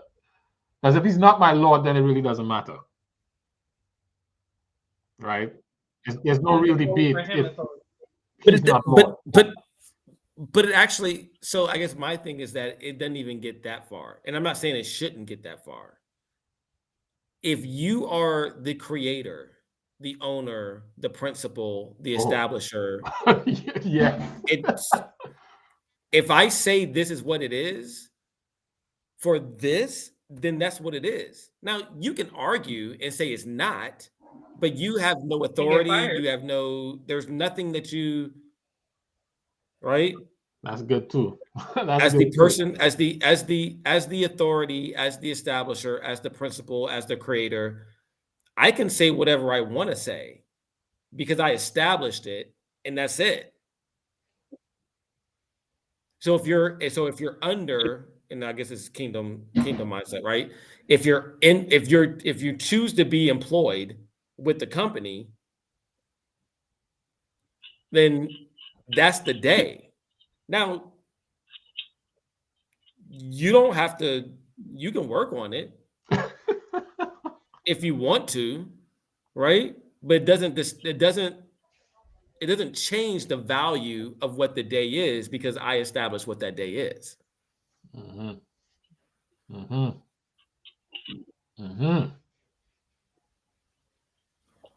Yeah. Jared, I don't know if any of y'all ever got a speeding ticket. But very often, if you do, even if you didn't notice the sign with the Have you driven with Jared? No, I've driven with Jerry, but he's never driven with me. Yeah. They would tell you something like, yeah, even and my driving is slight compared to Jerry. I'm just putting it what? He had desires to be a race car driver, but he was good. Mario Andretti, man. Anyway, but I maybe one time when I did get a speeding ticket, the one. Of course. Yeah, of course. It was just one, really. And I was like 5 kilometers over the speed limit. It was like completely. I mean, if you're gonna go down for something major, right? But the guy said something interesting. He said ignorance of the law is not an excuse. So it's like the law is the law. If you don't know, or you do know and you don't abide by it, it's still the law. So like to Kevin's point, if this is the day, then what you do with it is completely irrelevant. This is the day.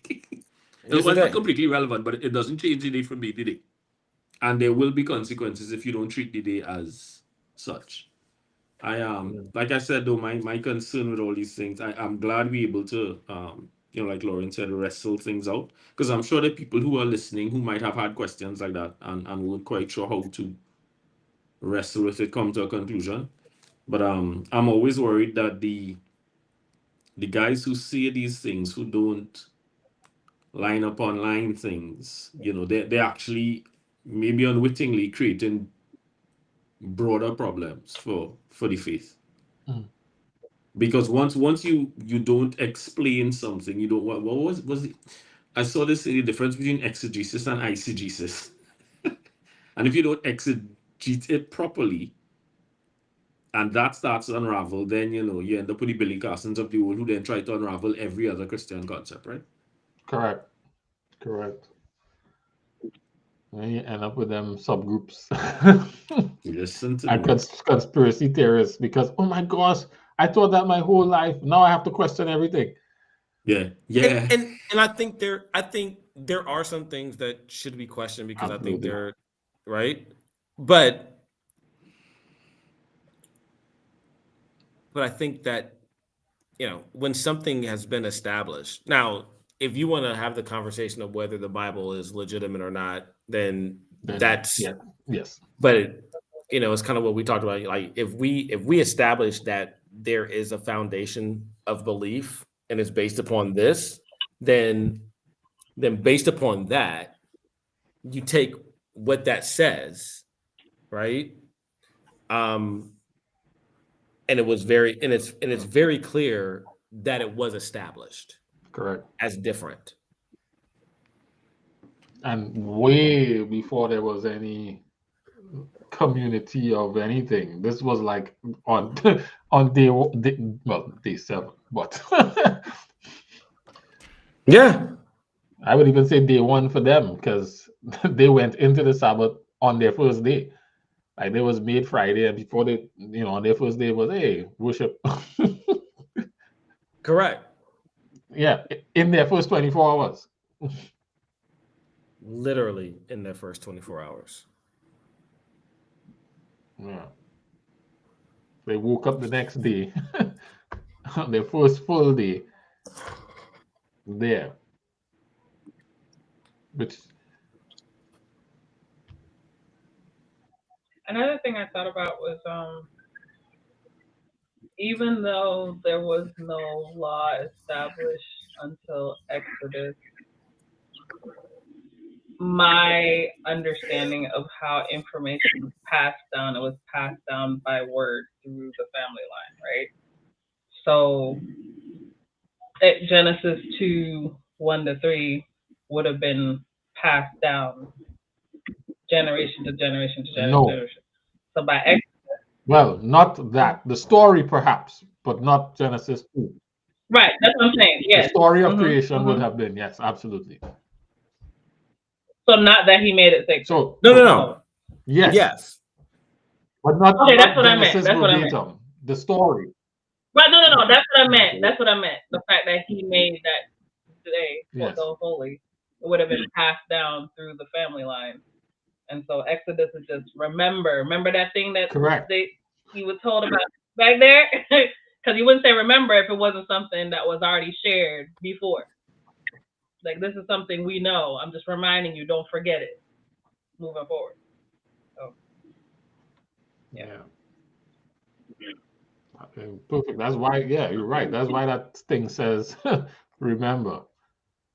And the first version of it is 4 and 6 days the Lord created heaven and earth. The sea and all of them is. The second version of it, when it was going into the second version in Deuteronomy says, because I rescued you from Egypt.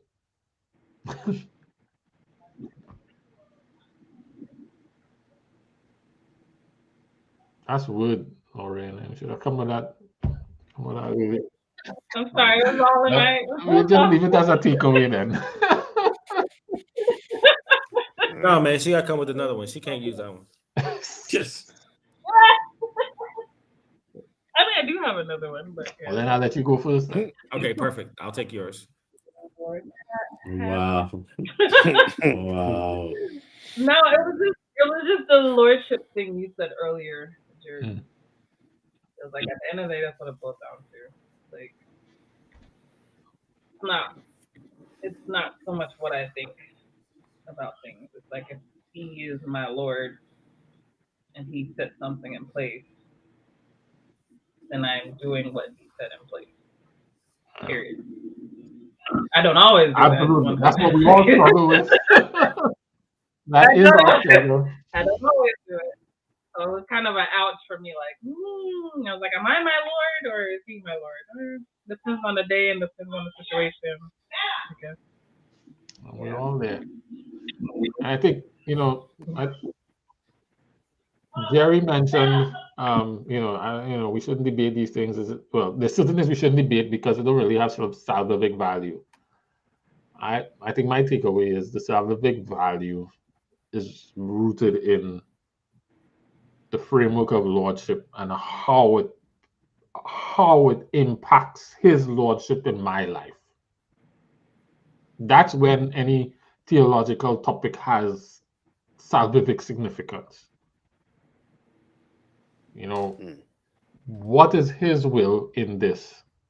And is my understanding in line with his will? And if it is not, then that's when it becomes a salvific issue. I'm going with that one. How about you, Courtney? Man, I don't have nothing deep for y'all this time. Lorraine brought something up. I'm over here thinking about the ark, and I'm like, well, what happened when other nations touched it? Did they get an insta kill? I don't know. Insta kill? Oh my god. Mm-hmm. Yeah. Because it's like, how would they have known? But anyway, there is a story. Okay.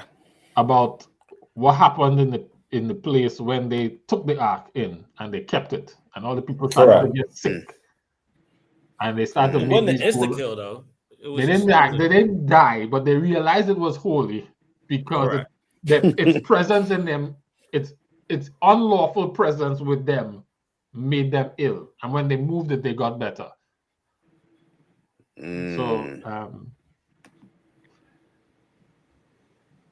So yeah, there is that.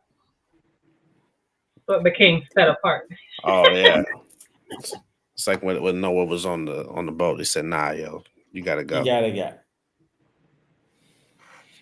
Yeah, but no, I just appreciate the conversation, man. I'm always not. I think Sharika coming in and giving that pushback is just interesting. Is when you can read and you guys said apply a different perspective on it, maybe even as we said, pull out of it what you think. Maybe it goes along with what you believed. So I think it's just important to as we say here all the time, try to take a little time to really read this this Bible in different versions, try to figure out what it's saying and not what you think it's saying.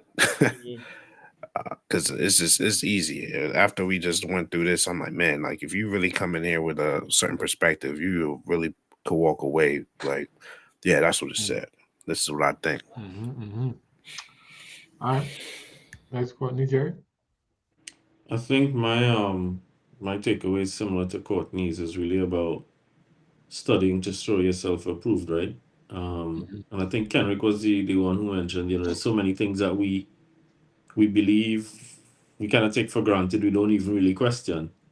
So like in my mind, when God says you always have to be able to give a reason for your faith, you should be able to have a civil but clear, concise discourse on what you believe and why.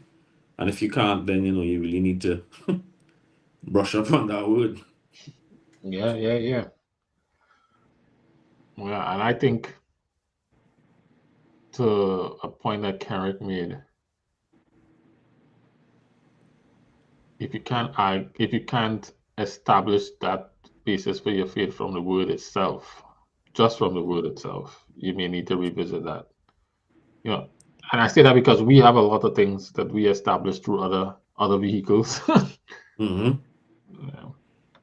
And mind you, we're upset with others or other faiths if they do the same thing, right? Facts. Which somebody came in the room, but they don't have video feed. Are they gone now? Isn't that All right, Batman? perhaps, but they still don't have any video feed. Kenrick.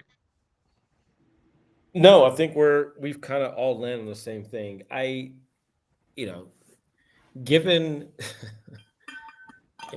I don't want to get political and all this kind of stuff because it's a takeaway, but kind of given the environment over the past few years on what actually is truth, real, fake, all that kind of stuff, I think it's really important to, even from this conversation, right, to really establish like what is like, Bill Clinton, what is, Mm-hmm. right? Like there shouldn't be a discussion and an argument over like what truly is, right?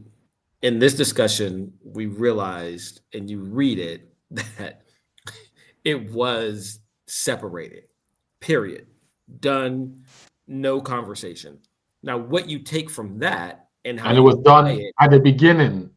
and at the Before beginning, it was it seen was as done, part of the setup process. and then what you take from what was done that we clearly see and know and understand was done. Now we can have a discussion as to what that means and all that kind of stuff and the various things, right? And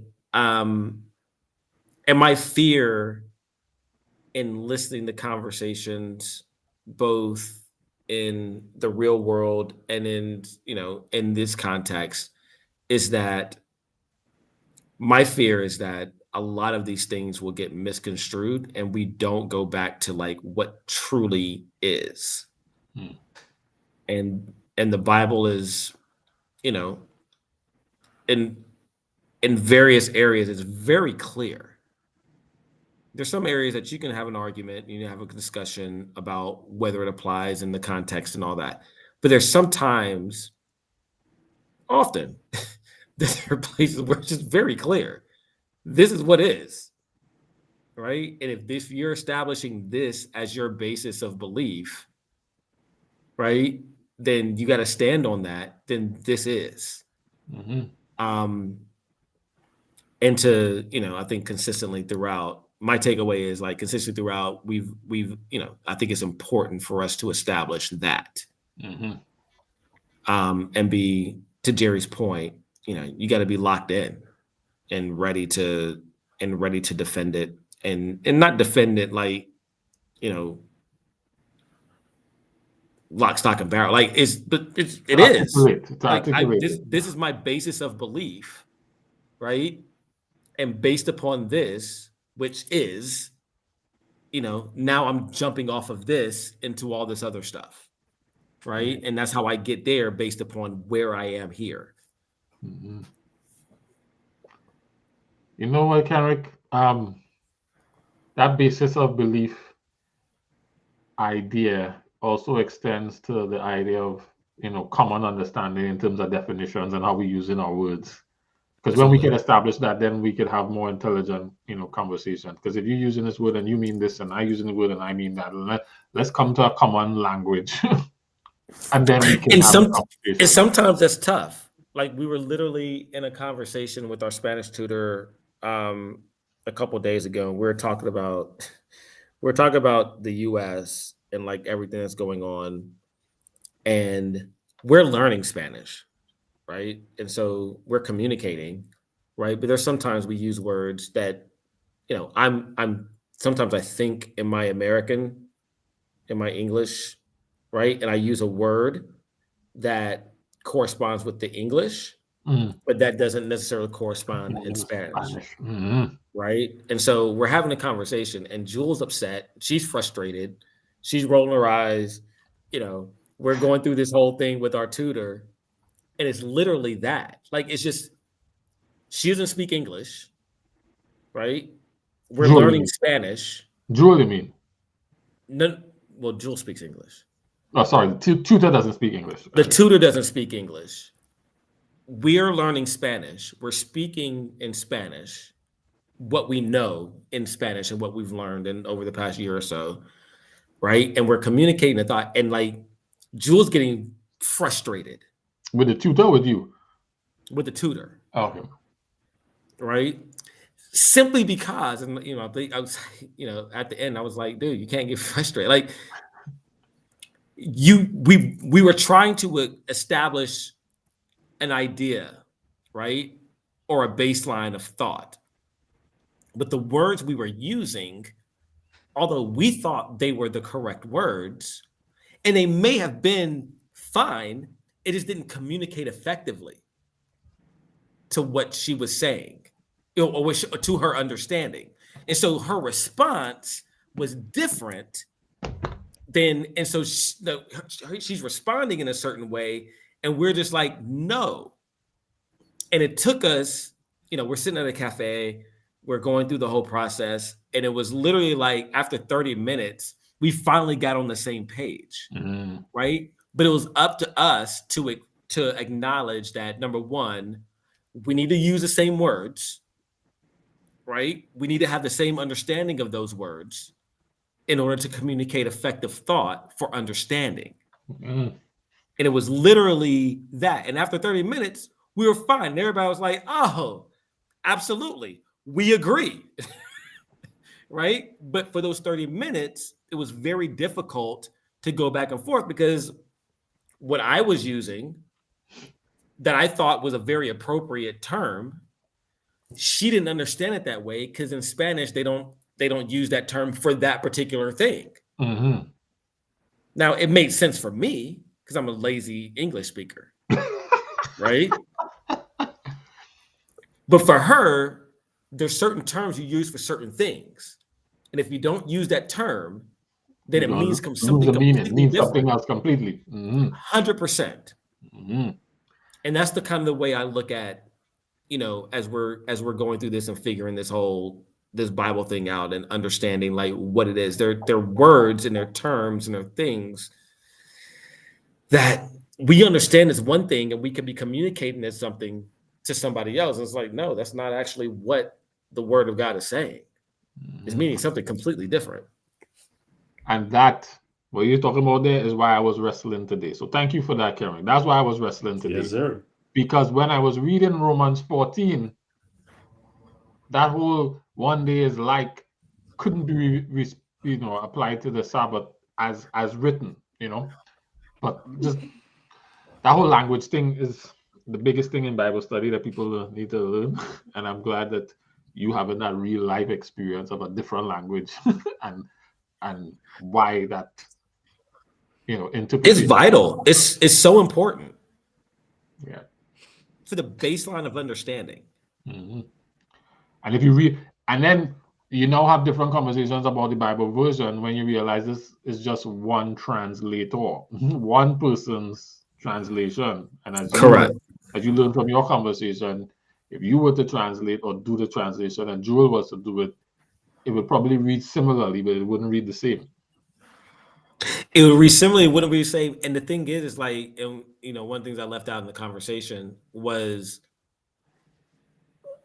all the influences that create the your idea of words of what it is, right? So, you know, we were talking about something and we were using words that weren't necessarily aligning with her understanding, but she was also taking her understanding of American culture and what we were talking about through movies, sitcoms, all this kind of stuff, which may or may not be accurate, right? So the experience that she had in the conversation or the topic was based upon something that was fictional in nature, right? Conjured up, whatever, and that was her reality, right? And so now it expands the problem, right? So it's not just words; it's also a fictional experience. You bring your experience to the text of somebody who's having a whole different experience, and you don't understand their experience. Which is why you have to try and, as Jerry pointed out, exegete the text. What do they understand? What was their context? So you could pull that out. And it's a very popular thing in Western. We talk about it all the time, like in how we process it in America, right? It is very much every scripture that you read is supposed to be based upon you first, right? How does this apply to me? That's what they teach us, but that's not the right way. Correct. And so that's anyway. Yeah, which is why I could read. That's my very read Romans 14 as a debate about the Sabbath.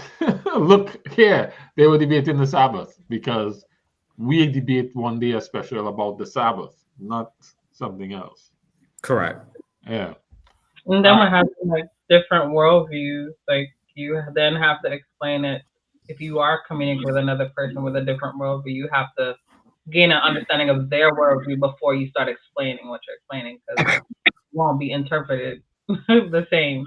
You have to speak in their language from their worldview so that they can grasp the information. Correct. And then you can find meaning from it from their worldview as well. Word.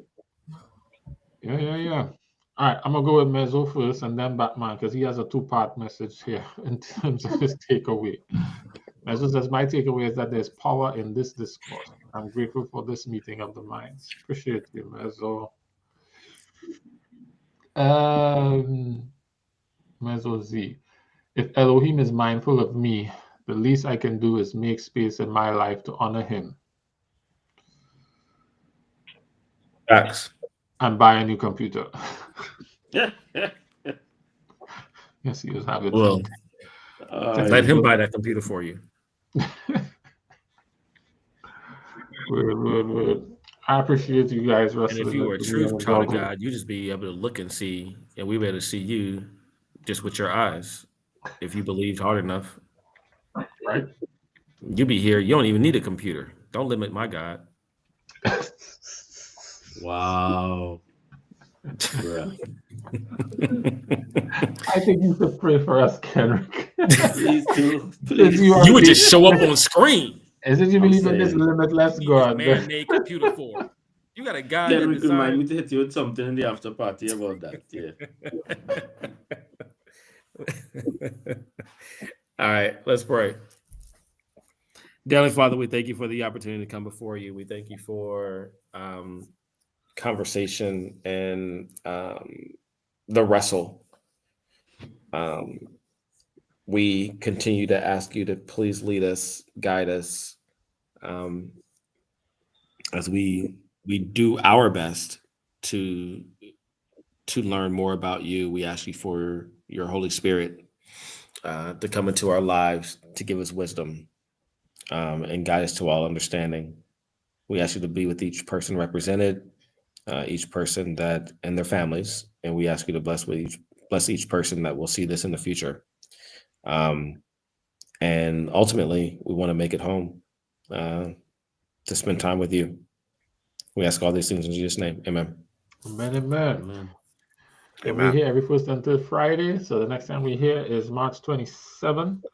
We're back on our regular schedule. I don't think March has a fifth Friday, so we should be then again on April the 4th. Yes, April the 4th. So we're back on our regular every other Friday, first and third Friday type of schedule. Continue to read with us, drink up with us, and until the next time, drink up. Drink up.